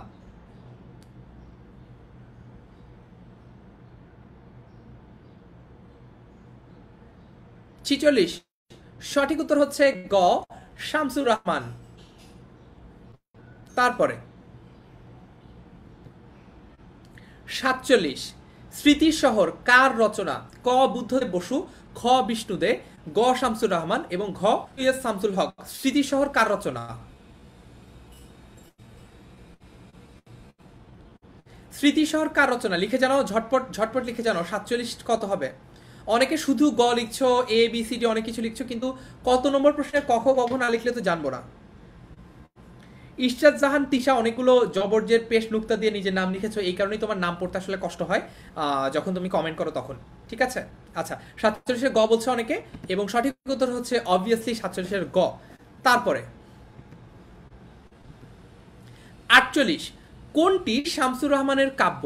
ক বিমুখ প্রান্তর, খ কালের কলস, গ রুদ্র করটিতে এবং ঘ পূর্বাভাস। এর সঠিক উত্তর হচ্ছে ঘ। আচ্ছা, শর্ফ নীল বলছে ভাইয়া সবগুলোর উত্তরই তো শামসুর রহমান। হ্যাঁ, এটা আমি বুঝতে পেরেছি যে এইখানে বিগত বছরের যে প্রশ্নগুলো আছে সবগুলো যেহেতু এই কবিতার অ্যাগেইনস্টেই সর্ট করা হয়েছে, কম্পাইল করা হয়েছে, এখানে এই কারণে এখানে সবগুলোর উত্তরই তোমার কাছে শামসুর রহমান মনে হচ্ছে এবং সহজ মনে হচ্ছে। কিন্তু ইম্পর্টেন্ট ব্যাপার হচ্ছে যখন অ্যাডমিশন টেস্টে অনেকগুলো গল্প কবিতা থেকে প্রশ্নটা আসবে, তখন কিন্তু তোমার জন্য ব্যাপারটা একটু ক্রিটিক্যাল হয়ে যেতে পারে। এই কারণেই দেখো তোমাদেরকে পড়াচ্ছি এভাবে যে দেখো তোমাকে এখানে বলছে যে স্মৃতি শহর কার রচনা, তার মানে তোমার কিন্তু মাথায় এটা থাকবে যে আচ্ছা শামসুর রহমানের স্মৃতি শহর এই রচনাটা আলাদা করে আমার মনে রাখতে হবে, কারণ হচ্ছে এটা থেকে বিগত বছরের প্রশ্ন এসেছে, অর্থাৎ ভবিষ্যতে প্রশ্ন আসতে পারে। তারপর হচ্ছে দেখো বুক তার বাংলাদেশের হৃদয় কাব্যগ্রন্থটার লেখককে শামসুর রহমান, আলাদা করে কিন্তু একটু একটু করে মনে রাখতে হবে যে কোন কোন গল্পগ্রন্থ বা কাব্যগ্রন্থগুলো নিয়ে এই ধরনের প্রশ্নগুলো এসেছে। ঠিক আছে, তারপরে 48 পারলাম, এরপরে 48 উত্তর গ হবে।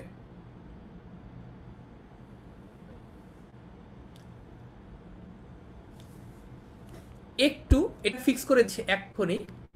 পূর্বাভাস সুকান্ত ভট্টাচার্যের লেখা, এটা গ হবে রৌদ্র করটিতে, ঠিক আছে। আচ্ছা, আর এটা হচ্ছে কাব্য না, এটা হবে কাব্যগ্রন্থ। এইবার ঠিক আছে, হ্যাঁ। একটু টাইপিং মিস্টেক হয়েছিল, এটা রৌদ্র করটিতে হবে। তারপরে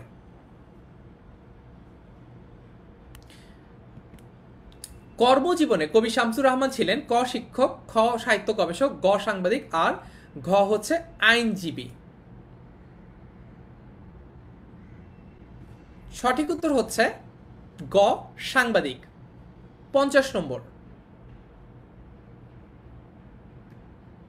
শামসুর রহমানের কাব্যগ্রন্থ কোনটি? ক ঘুম নেই, খ সহসা সচকিত, গ নিজ বাসভূমে, এবং ঘ মুহূর্তের কবিতা। 50, শামসুর রহমানের কাব্যগ্রন্থ কোনটি? গোলাম মোস্তফা মনির ভুল উত্তর দিয়েছে, আইনজীবী বলেছে হবে না। 50 নম্বরের সঠিক উত্তর অনেকে দিতে পারছো। 50 নম্বরের সঠিক উত্তর হচ্ছে গ নিজ বাসভূমে, ঠিক আছে। আচ্ছা, এখন একটা জিনিস বলি, সেটা হচ্ছে আমরা 100টা কোশ্চেনের মধ্যে 50টা কোশ্চেন সলভ করলাম।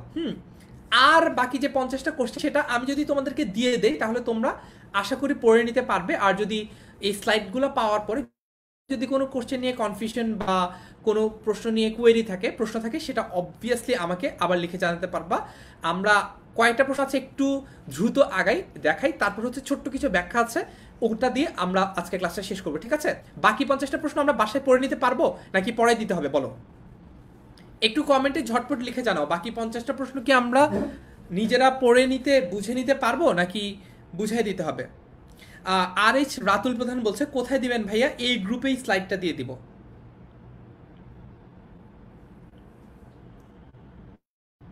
দেখি একটু কমেন্টে লিখে জানাও। নুরুন নাহার বলছে পড়তে পারবো, শাহরিয়ার সিফাতো বলছে পারবো। আচ্ছা, রাকিবুল হাসান ফয়েজ বলছে আমার নাম একটাবার নেন ভাইয়া, ধন্য হয়ে যাব। ওমর ফারুক বলছে পারবো পারবো পারবো, আচ্ছা সেটাই ভালো হবে। আচ্ছা, সামি বলছে শেষ না, শেষ না, আমার পড়ানো শেষ, তোমার পড়া তো শেষ হওয়ার কথা না। আচ্ছা দেখি কয়টা কয়টা প্রশ্ন আছে এরপরে, ওটা একটু দেখি এক নজরে দ্রুত। এই যে দেখতে পাচ্ছি অনেকগুলো আছে, তো এখানে আমি দেখতে পাচ্ছি, আমি একটা একটা করে স্লাইড পাল্টাই। এই প্রশ্নগুলো আমরা সবগুলো নিজেরা বাসায় সলভ করব, ঠিক আছে। এগুলো কিন্তু সবগুলোই এইচএসসির জন্য খুবই গুরুত্বপূর্ণ, অ্যাডমিশন টেস্টের জন্যও গুরুত্বপূর্ণ। দেখেছো কতগুলো প্রশ্ন তোমাদের জন্য আমরা আজকে বানিয়েছিলাম, কিন্তু সময় স্বল্পতার জন্য আসলে পারা যাচ্ছে না। আর আরো কিছু আছে তোমাদের ক্লাস নিয়ে, এটাও আমি করব। আগে এই স্লাইডগুলো একটু দেখাই নেই, যে আমরা যে আসলে কষ্ট করেছিলাম, পরিশ্রম করেছিলাম, সেটা তোমাদের একটু দেখাই, যে তোমাদের জন্য আমরা কি কি বানিয়েছি বা ম্যাটেরিয়াল তৈরি করেছি, যাতে করে মনে না হয় যে আমরা তোমাদের নিয়ে ছিনিমিনি খেলছি, ঠিক আছে। আচ্ছা, এই যে মোট 100টা প্রশ্ন কিন্তু তোমাদের জন্য ছিল। আচ্ছা, সুমাইয়া খান বলছে 40-50টা কমেন্ট করেছে, আমার কমেন্ট পড়া হয় নাই।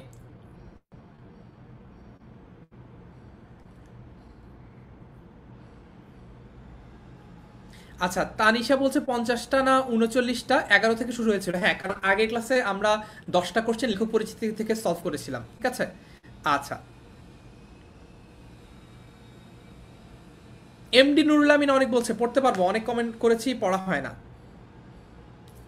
ঠিক আছে, তাহলে হচ্ছে এখন আমরা পরের অংশটাতে যাব। তার আগে একটু ডিসক্লেমার দিয়ে নিই আমাদের ক্লাস নিয়ে, যেহেতু একটু একটু যদি আমাকে অ্যালাউ করো, আমাকে যদি 2টা মিনিট সময় দাও, আমি একটু তোমাদেরকে কিভাবে ক্লাসটা নিতে চাচ্ছি আমি আর সম্পদ, সেটা একটু তোমাদেরকে ক্লিয়ার করে বলি, ঠিক আছে। আমাদের 10 মিনিট স্কুলের পক্ষ থেকে এখন 2টা কোর্স রানিং আছে। একটা হচ্ছে ইংলিশ বাংলা আইসিটি 2022, এটা হচ্ছে একটা ফুল কোর্স। আর এইটা হচ্ছে এইচএসসি ক্র্যাশ কোর্স 2022। এখন আমি ক্লাস নিচ্ছি হচ্ছে এইচএসসি 2022-তে। প্রথম সমস্যা হচ্ছে যে আমাদের ক্লাস ওভারল্যাপ করছে, তার মানে দেখা যাচ্ছে আমার যেমন এখন ক্লাস চলছে, একই সাথে সম্পদেরও ক্লাস চলছে।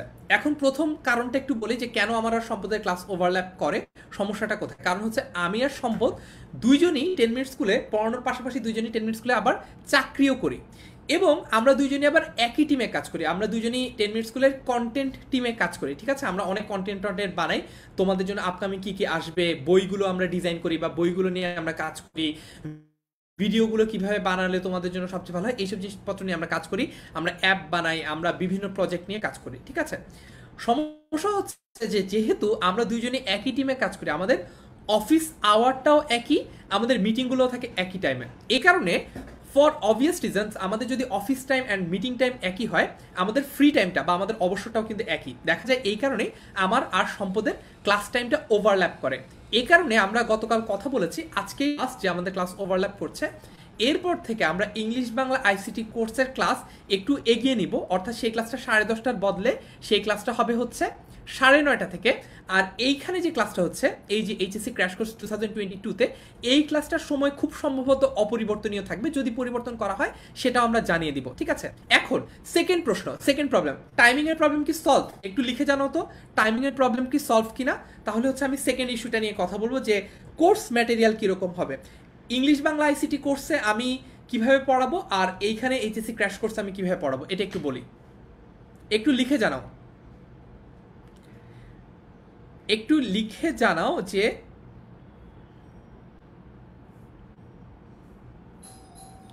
একটু লিখে জানাও যে তোমরা বুঝতে পেরেছো কিনা টাইমিং এর ব্যাপারটা। তাহলে হচ্ছে আমি কিভাবে পড়াবো এটা একটু বুঝাই। হ্যাঁ, শোয়েব আল হাসান বলছে সলভ, তাসফিয়া রিফা বলছে সলভ, আচ্ছা জি ভাইয়া সলভ, আচ্ছা ঠিক আছে।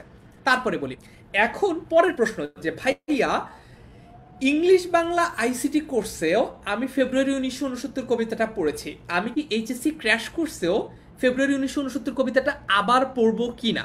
এই প্রশ্নটা অবভিয়াসলি একটা লেজিট প্রশ্ন। এই প্রশ্নের উত্তর দেই যে দুই জায়গার পার্থক্যটা কিরকম হবে।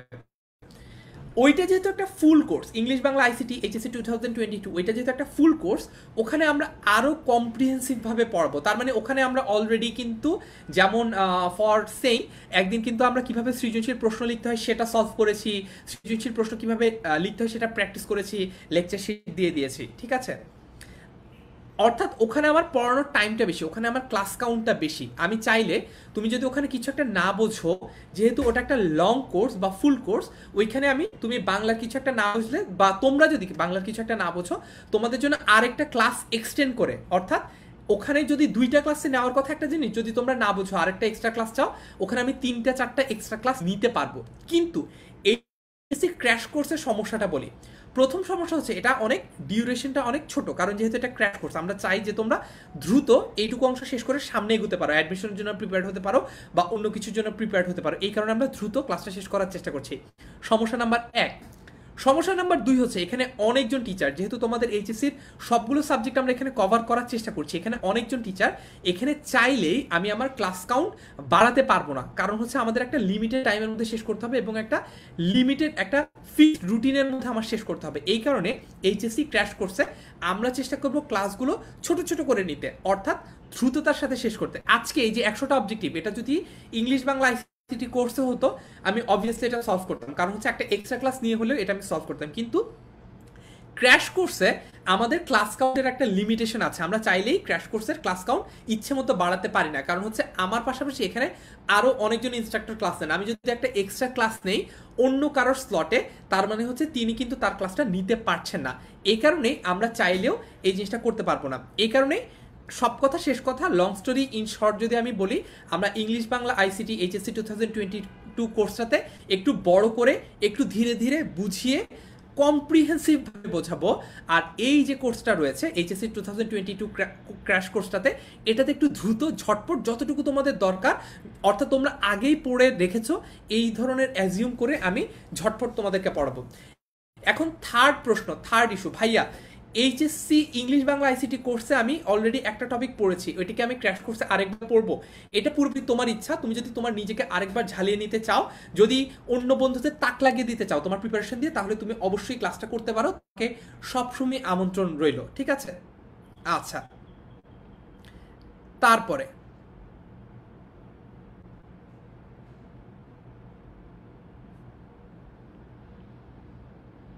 এরপরে আমরা ক্লাসের শেষ অংশে চলে এসেছি, আমরা কয়েকটা ইন্টারেস্টিং জিনিস একটু দেখবো, ঠিক আছে? আমরা আজকের এই যে স্লাইডটা দিয়ে দেবো, তখন তোমরা তোমার কবিতার সাথেই ব্যাখ্যাগুলো দেখে নিতে পারবা। হ্যাঁ, দেখো তো ব্যাখ্যাগুলো কেমন হবে। প্রথমে মনে করো কবিতাটা আসলো, আবার ফুটেছে দেখো কৃষ্ণচূড়া থরে থরে শহরের পথে কেমন নিবিড় হয়ে, কখনো মিছিল কখনো বা একা হেঁটে যেতে যেতে মনে হয় ফুল নয় ওরা শহীদের ঝলকিত রক্তের বুদবুদ স্মৃতিগন্ধে ভরপুর। 21-এর কৃষ্ণচূড়া আমাদের চেতনারই রং। আচ্ছা দেখো, এটার সাথে সাথে দুই পাশে দুইটা ব্যাখ্যা চলে আসলো। একটা হচ্ছে ভাষার জন্য যারা লাল রক্ত দিয়ে জীবন উৎসর্গ করেছে তাদের ত্যাগের মহিমা মূর্ত হয়ে ওঠে লাল কৃষ্ণচূড়ার রঙে, ফেব্রুয়ারিতে কৃষ্ণচূড়া ফুল ফোটে। ঠিক আছে, সময়ের কথা বলা হচ্ছে। আর এখানেও কিন্তু সাথে এটার ব্যাখ্যাটা আমি দিয়ে দিয়েছি। তারপরে দেখো তো, এই রঙের বিপরীতে আছে অন্য রং, এটারও কিন্তু একটা ব্যাখ্যা সাথে সাথে চলে এসেছে। ঠিক আছে, এখানে একটু বানানটা ফিক্স করে দেই।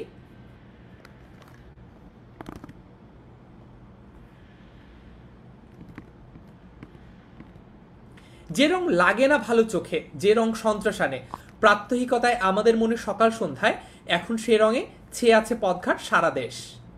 ঘাতকের অশুভ আস্তানা বলতে কি বোঝানো হচ্ছে, এটার ব্যাখ্যাও পেয়ে যাবে। পাকিস্তানি বাহিনীর অশুভ পদচারণা বোঝাতে। ঠিক আছে,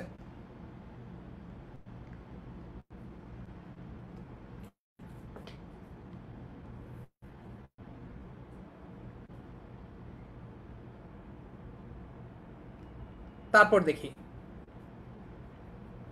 খান মুসা কালিক বলছে ভাই আমাদের সৃজনশীল বিষয়ে বলবেন কিনা। অবশ্যই বলবো। জান্নাতুল ফেরদৌস বলছে এই কোর্সে সৃজনশীল প্রশ্ন নিয়ে কথা বলবো কিনা। অবশ্যই আমি সৃজনশীল প্রশ্ন নিয়ে কথা বলবো, কোনো সমস্যা নাই। তারপরে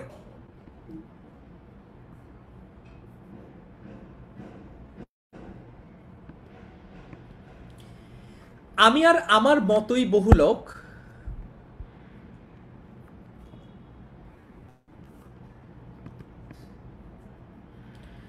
ওই দিন ভুলুণ্ঠিত ঘাতকের আস্তানায়, কেউ মরা আদমরা, কেউ কেউ বা ভীষণ জেদি দারুণ বিপ্লবে ফেটে পড়া চতুর্দিকে, মানবিক বাগান কমলবন হচ্ছে তছনছ। এই যে দেখো, সাথে সাথে ব্যাখ্যাটা পেয়ে যাবে। ঠিক আছে, সাথে সাথে ব্যাখ্যাটা কিন্তু পেয়ে গেলে। তারপরে বুঝি 1969-এও আবার সালাম নামে রাজপথে শূন্যে তোলে ফ্ল্যাগ, বরকত বুক পাতে ঘাতকের থাবার সম্মুখে। এমডি নাইম ইসলাম বাবু বলছে সৃজনশীল প্রশ্ন শেখাবো কিনা। অবশ্যই, তবে আজকের ক্লাসে না। এখানেও তোমরা ব্যাখ্যাটা পেয়ে যাবে। তারপর দেখো, এই স্লাইডটা তোমাদের দিয়ে দেবো, দিয়ে দিলেই তোমরা সবগুলো ব্যাখ্যা কবিতার পাশাপাশি পেয়ে যাবে, কোনো ঝামেলাই আর নাই। ঠিক আছে, তারপর সালামের চোখে আলো ঢাকা, সালামের মুখে আজ তরল শ্যামল, তরুণ শ্যামল পূর্ব বাংলা।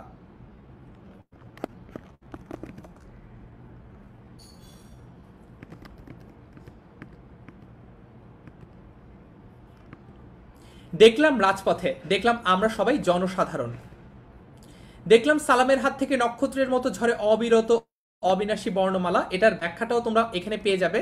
আর বরকত বলে গাঢ় উচ্চারণে, এখনো বীরের রক্তে দুঃখিনী মাতার অশ্রু জলে ফোটে ফুল বাস্তবের বিশাল চত্বরে। এই যে এটার ব্যাখ্যা এখানে। তারপরে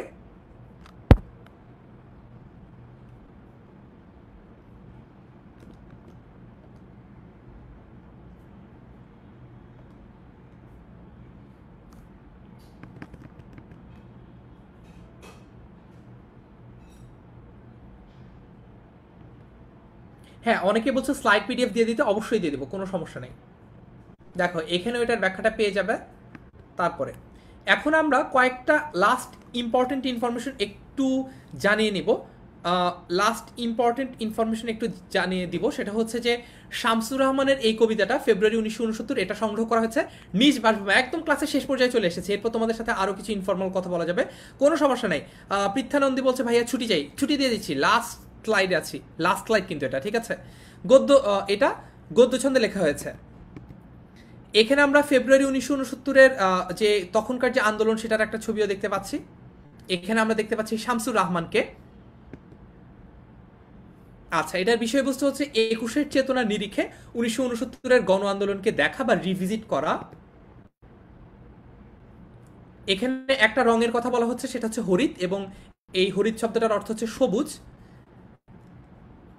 পটভূমি হচ্ছে পাকিস্তানি শাসক গোষ্ঠীর বিরুদ্ধে 1969-এর গণ আন্দোলন।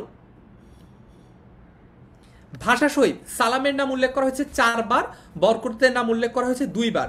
ঠিক আছে,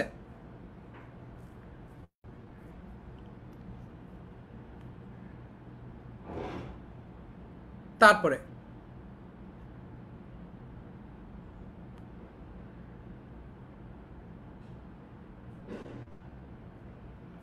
ফুলের নাম, কৃষ্ণচূড়া ফুলের নাম 2 বার উল্লেখ করা হয়েছে। ফুলের নাম একটাই উল্লেখ করা হয়েছে, কারণ কমল বন, ওইখানে কিন্তু সরাসরি কোনো ফুলের কথা বলা হয় নাই, ঠিক আছে? ওইটা একটা বনের কথা বলা হচ্ছে। আচ্ছা, মানবিক বন আর হচ্ছে কমল বন, দুইটা বনের কথা বলা হয়েছে। ফুলের নাম কৃষ্ণচূড়া দুইবার বলা হয়েছে। তারপর লাস্ট ইনফরমেশন, এটা দিয়ে আজকে ক্লাসটা শেষ করতে পারি। ভাষারীতি, এখানে চলিত ভাষায় কথা বলা হয়েছে। তারপর দেখো, মোট লাইন আছে 28টা, আর মোট জ্যোতিচিহ্ন আছে 34টা। আশা করি তোমরা এই স্লাইডগুলো দেখলেই মোটামুটি তোমাদের যে যে ইনফরমেশনগুলো প্রসেস করা লাগবে সেগুলো করতে পারবে। এখানে একটু বানানটা ঠিক করে দেই, তারপর রুটিন নিয়ে আবার কথা বলছি।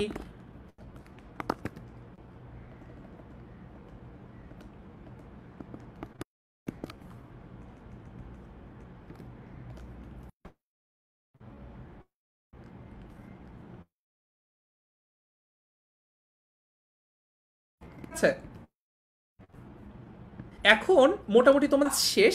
আমি একটু তোমাদের কিছু প্রশ্নের উত্তর দিতে পারি। তোমরা যারা চাও, ছুটি চাচ্ছ, তোমরা চাইলে ক্লাস লিভ করতে পারো। আমাদের আজকের ক্লাস ফর্মালি এই পর্যন্ত শেষ। কারো কোনো প্রশ্ন যদি থাকে, আমি প্রশ্ন সলভ করে দিচ্ছি এখন, ঠিক আছে? কারো যদি কোনো প্রশ্ন থাকে বা কোনো সাজেশন বা ফিডব্যাক থাকে, সেগুলোর উত্তর আমি দেওয়ার জন্যই এখন সময়টা নিচ্ছি। তোমরা চাইলে আজকের ক্লাসটা পড়ানো যাচ্ছিল সেটা শেষ। আমি এখন দেখি তোমাদের কার কি কোয়েরি আছে।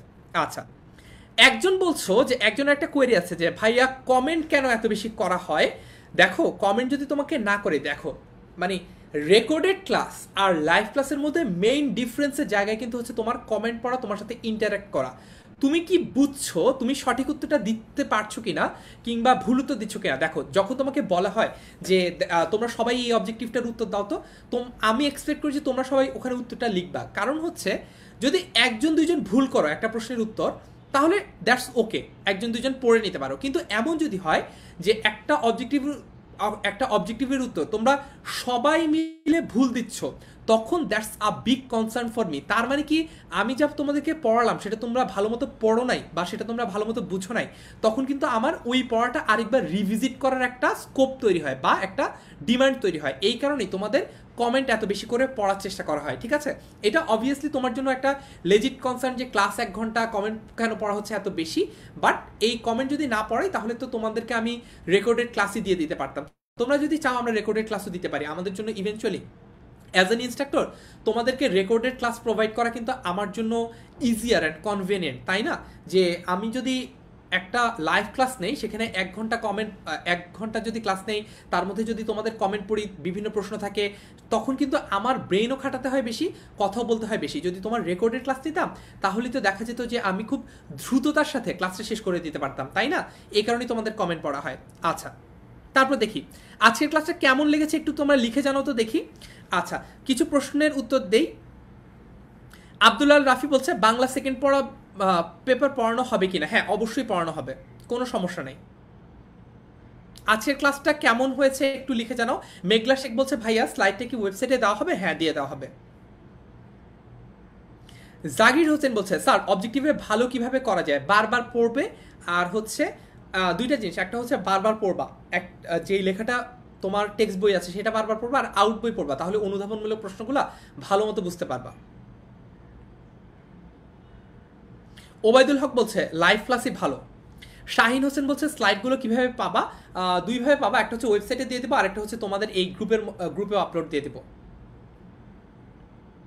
আজকের ক্লাসটা কেমন লেগেছে এইটা একটু বলো। আমি এমডি মাইনুদ্দিন জাবেদ বলছে, ইবিআই অর্থাৎ ইংলিশ বাংলা আইসিটি কোর্স, আর এই কোর্সের মধ্যে পার্থক্য কি। এই কোর্সটা যেহেতু একটা ক্র্যাশ কোর্স, আমরা একটু দ্রুত কোর্সটা শেষ করার চেষ্টা করব। এই কারণেই দেখা যাচ্ছে যে খুব ব্রডলি আমরা পড়াতে পারবো না, বুঝছো? মানে হচ্ছে যে একটা গল্প বা কবিতা, আমি যদি ইংলিশ বাংলা আইসিটি কোর্সে একটা গল্প শেষ করার জন্য 3টা ক্লাস নেই, এইখানে হয়তো বা একটা ওই গল্পটা শেষ করার জন্য আমি 2টা ক্লাস নিতে পারবো। তার মানে আমি কিছু জায়গায় দ্রুত পড়াতে হবে, কিছু অপেক্ষাকৃত কম ইম্পর্টেন্ট জিনিস একটু স্কিপ করতে হবে। আরেকটা ব্যাপার হচ্ছে যে অনেক সময় অনেক কিছু হয়তো বা ইম্পর্টেন্ট না, কিন্তু তোমাদের যদি বুঝিয়ে দেই তাহলে তোমার কাছে একটু ভালো লাগে। এই ব্যাপারগুলো হয়তো বা এই ক্র্যাশ কোর্সে আমাদের স্কিপ করতে হবে। তারপরে দেখি, সামি বলছে নো লাইভ। শোয়েব আল হাসান, প্রশ্ন থাকলে লিখে জানাও, আর ক্লাসটা কেমন হচ্ছে এটাও একটু জানাও। হ্যাঁ,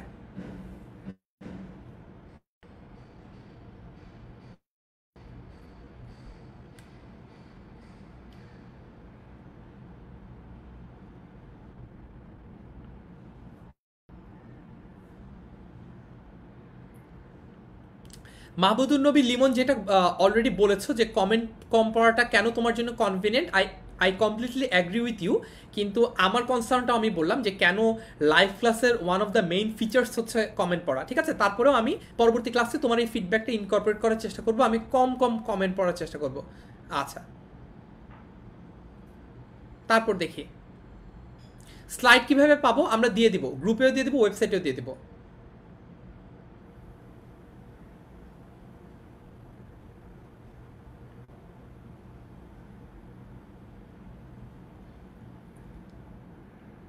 দেখি আর কারো কোনো প্রশ্ন আছে কিনা। তানভীর আহমেদ হাজার হাজার কমেন্ট করছে, ভাইয়া মূল ভাবটা একবারে বলে দিলে ভালো হতো। মূল ভাবটা তাহলে 5 বাক্যের মধ্যে বলি। 1952 সালের সাথে 1969 সালের যে প্রতিবাদী চেতনা, সেটাকে কবি শামসুর রহমান তুলে ধরার চেষ্টা করছেন। তিনি দেখিয়েছেন যে তখনকার যারা ভাষা শহীদ হয়েছিলেন, অর্থাৎ ভাষার জন্য যারা নিজেদের প্রাণ বিলিয়ে দিয়েছেন বা আত্মাহুতি দিয়েছেন নিজেদের প্রাণের, নিজেদের জীবনের, তাদের যে প্রতিবাদী চেতনাটা, সেই প্রতিবাদী চেতনাটা স্বরূপই যেন 1969-এও আরেকবার দেখা যাচ্ছে। 1969-এর তখনকার যে রাজনৈতিক প্রেক্ষাপট, সেটা নিয়ে কবি কিছু কথা বলেছেন। কবি বলেছেন যে সেখানে ঘাতকের অশুভ আস্তানা, ঘাতক গেড়ে বসেছে। আমাদের যে কিছু রূপকধর্মী কথা বলেছেন যে আমাদের চেতনার রংটা লাল, আর এই যে যারা হচ্ছে পাকিস্তানি ঘাতক, তাদের যেই তাদেরও একটা বিপরীতধর্মী রং আছে। সেই রংটার কথা সরাসরিভাবে উল্লেখ করা না হলে অনুধাবন করে নিতে পারি আমরা যে সেই রংটা জলপাই রং হবে অথবা কালো রং হবে, অর্থাৎ লালের বিপরীতে যে রংটা সেটাই হবে, ঠিক আছে? তারপরে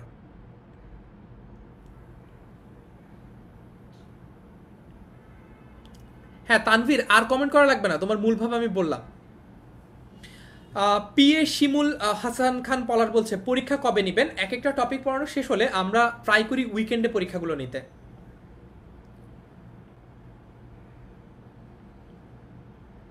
আচ্ছা, অমিত বলছে লাল গোলাপকে রক্তের প্রতীক বলা হয়, তবুও কেন কৃষ্ণচূড়ার কথা বলা হয়েছে? কারণ কৃষ্ণচূড়া এমন একটা ফুল যে কৃষ্ণচূড়া ফুলটা আমরা দেখি যে রাস্তাঘাটে অনেক জায়গায় ফুটে আছে।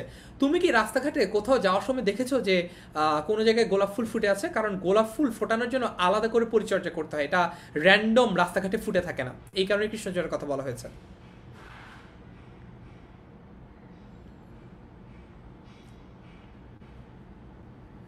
আচ্ছা, অনেকে বলছো যে ভাইয়া ফন্ট সাইজ বড় করলে ভালো হতো। আমি একটু তোমাদেরকে দেখাই যে ফন্ট সাইজ নিয়ে কি করা যায়। সেটা হচ্ছে, দেখো তোমার মনে করো এই যে ক্লাসটা চলছে, হ্যাঁ, এই যে ক্লাসটা চলছে না, এই যে ক্লাসটা চলছে, ঠিক আছে, এটার মধ্যে তুমি ক্লিক করবা হচ্ছে এই এই জায়গাটায় ক্লিক করবা, এই যে এইখানে, এইখানে ক্লিক করলে দেখো তোমার ক্লাসটা কিন্তু অলরেডি বড় হয়ে গেল, ঠিক আছে? এই যে তোমার ক্লাসটা অলরেডি বড় হয়ে গেল, এটাই তো দরকার।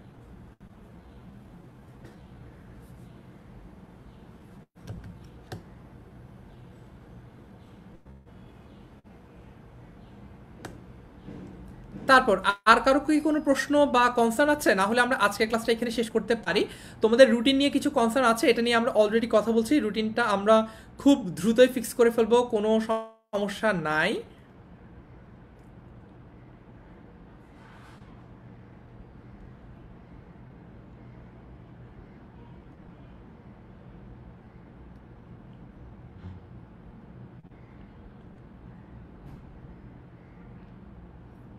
আচ্ছা, তারপরে আর কারো কোনো কনসার্ন?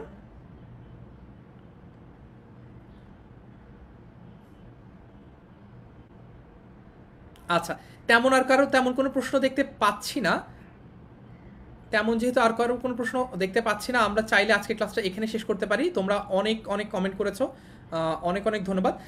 লেকচার শিটগুলো ক্লাসের সাথে সাথেই পোস্ট করে দিলে ভালো হয়। এখানে একটা ব্যাপার আছে, অনেক সময় লেকচার শিটগুলো ক্লাস নিতে নিতে আমি আমি যদি বুঝি যে আচ্ছা আরও কিছু জিনিস ফিক্স করা দরকার, আরও কিছু জিনিস ইনপুট দেওয়া দরকার, বা কিছু জিনিস বাদ দেওয়া দরকার, এডিট করা দরকার, তখন সেটা করার জন্য একটু সময় নেওয়া দরকার পড়ে। আবার কখনো কখনো দেখা যায় যে কোনো অবজেক্টিভ নিয়ে যদি কোনো কনফিউশনের জায়গা থাকে, সেটাও ক্রস চেক করতে সময় লাগে, এই কারণে অল্প কিছু সময় না হয়। বাট আমি সর্বোচ্চ সময়, সর্বোচ্চ মানে সর্বনিম্ন সময় তোমাদের লেকচার শিটগুলো দিয়ে দেওয়ার চেষ্টা করবো। আচ্ছা, শাহিন হোসেন বলছে, ভাইয়া নামাজের সময়টা একটু মেনটেন করেন। অবশ্যই, আমি তো নামাজের সময় ক্লাস নেই না শাহিন। অন্তরা পল অর্ণা বলছে, সৃজনশীল কবে পড়াবেন? সৃজনশীল একটা ক্লাস নিলেই যথেষ্ট, পড়াই দেবো, কোনো সমস্যা নেই। পিয়ারো বলছে একটা প্রশ্ন ছিল, অবশ্যই। আফরোজা আনিশা বলছে সিকিউ করাবেন কিনা। সিকিউ প্রত্যেকটা গল্প কবিতার জন্য আলাদা করে পড়াবো না, যেহেতু এটা একটা ক্র্যাশ কোর্স। একটা আমি একটা ক্লাস নিব সৃজনশীল প্রশ্ন কিভাবে লিখতে হবে, সেখানেই তোমাদেরকে শিখিয়ে দেবো। অলরেডি ইংলিশ বাংলা আইসিটি কোর্সে ক্লাসটা নিয়েছি, যারা ক্লাসটা করেছে আবারও করতে পারো চাইলে। ওইখানেই তোমাদেরকে শিখিয়ে দেবে যে কি কোন প্যাটার্নে কোন স্ট্রাকচারে লিখলে 10-এ 10 পাওয়া সম্ভব। ঠিক আছে? আচ্ছা, এমডি ইউসুফ আলী বলছে যারা দুটোই নিয়েছে তারা কিভাবে ক্লাস করলে ভালো হবে। তারা প্রথমে কম্প্রিহেন্সিভটা পড়ে এরপরে যদি ক্র্যাশ কোর্সে ক্লাসটা করে তাহলে ভালো হবে। তাহলে বুঝতে পারবে যে ওভারঅল পড়াটা কত বড়, আর একদম ফোকাস দিতে হবে এক্সাক্ট কোন জায়গাটায়। আচ্ছা ঠিক আছে, তোমরা একটু লিখে জানাও আজকের ক্লাসটা কেমন লেগেছে। আমি তাহলে আজকের ক্লাস থেকে বিদায় নেই, আমরা পরবর্তীতে আবারও দেখা করব। সবাইকে অনেক অনেক ধন্যবাদ এবং পরের ক্লাসের আমন্ত্রণ জানিয়ে শেষ করছি। রুটিন নিয়ে একটুখানি সমস্যা চলছে, যেহেতু একসাথে অনেকগুলো ক্লাস চলছে। এই প্রবলেমটা আমরা অতি সত্ত্বর ফিক্স করে তোমাদের কাছে ফিরছি। তোমাদের আই হোপ ইনশাল্লাহ তোমাদের ক্লাস ওভারল্যাপ করবে না, বা ক্লাসের যে স্কেডিউল সেটা ক্ল্যাশ করবে না। ঠিক আছে, আল্লাহ হাফেজ সবাইকে। আজকের মতো এ পর্যন্তই, সবাইকে বিদায় জানিয়ে আজকের ক্লাসটা এখানে শেষ করছি। পরের ক্লাসের জন্য আমন্ত্রণ। টাটা, আসসালামু আলাইকুম।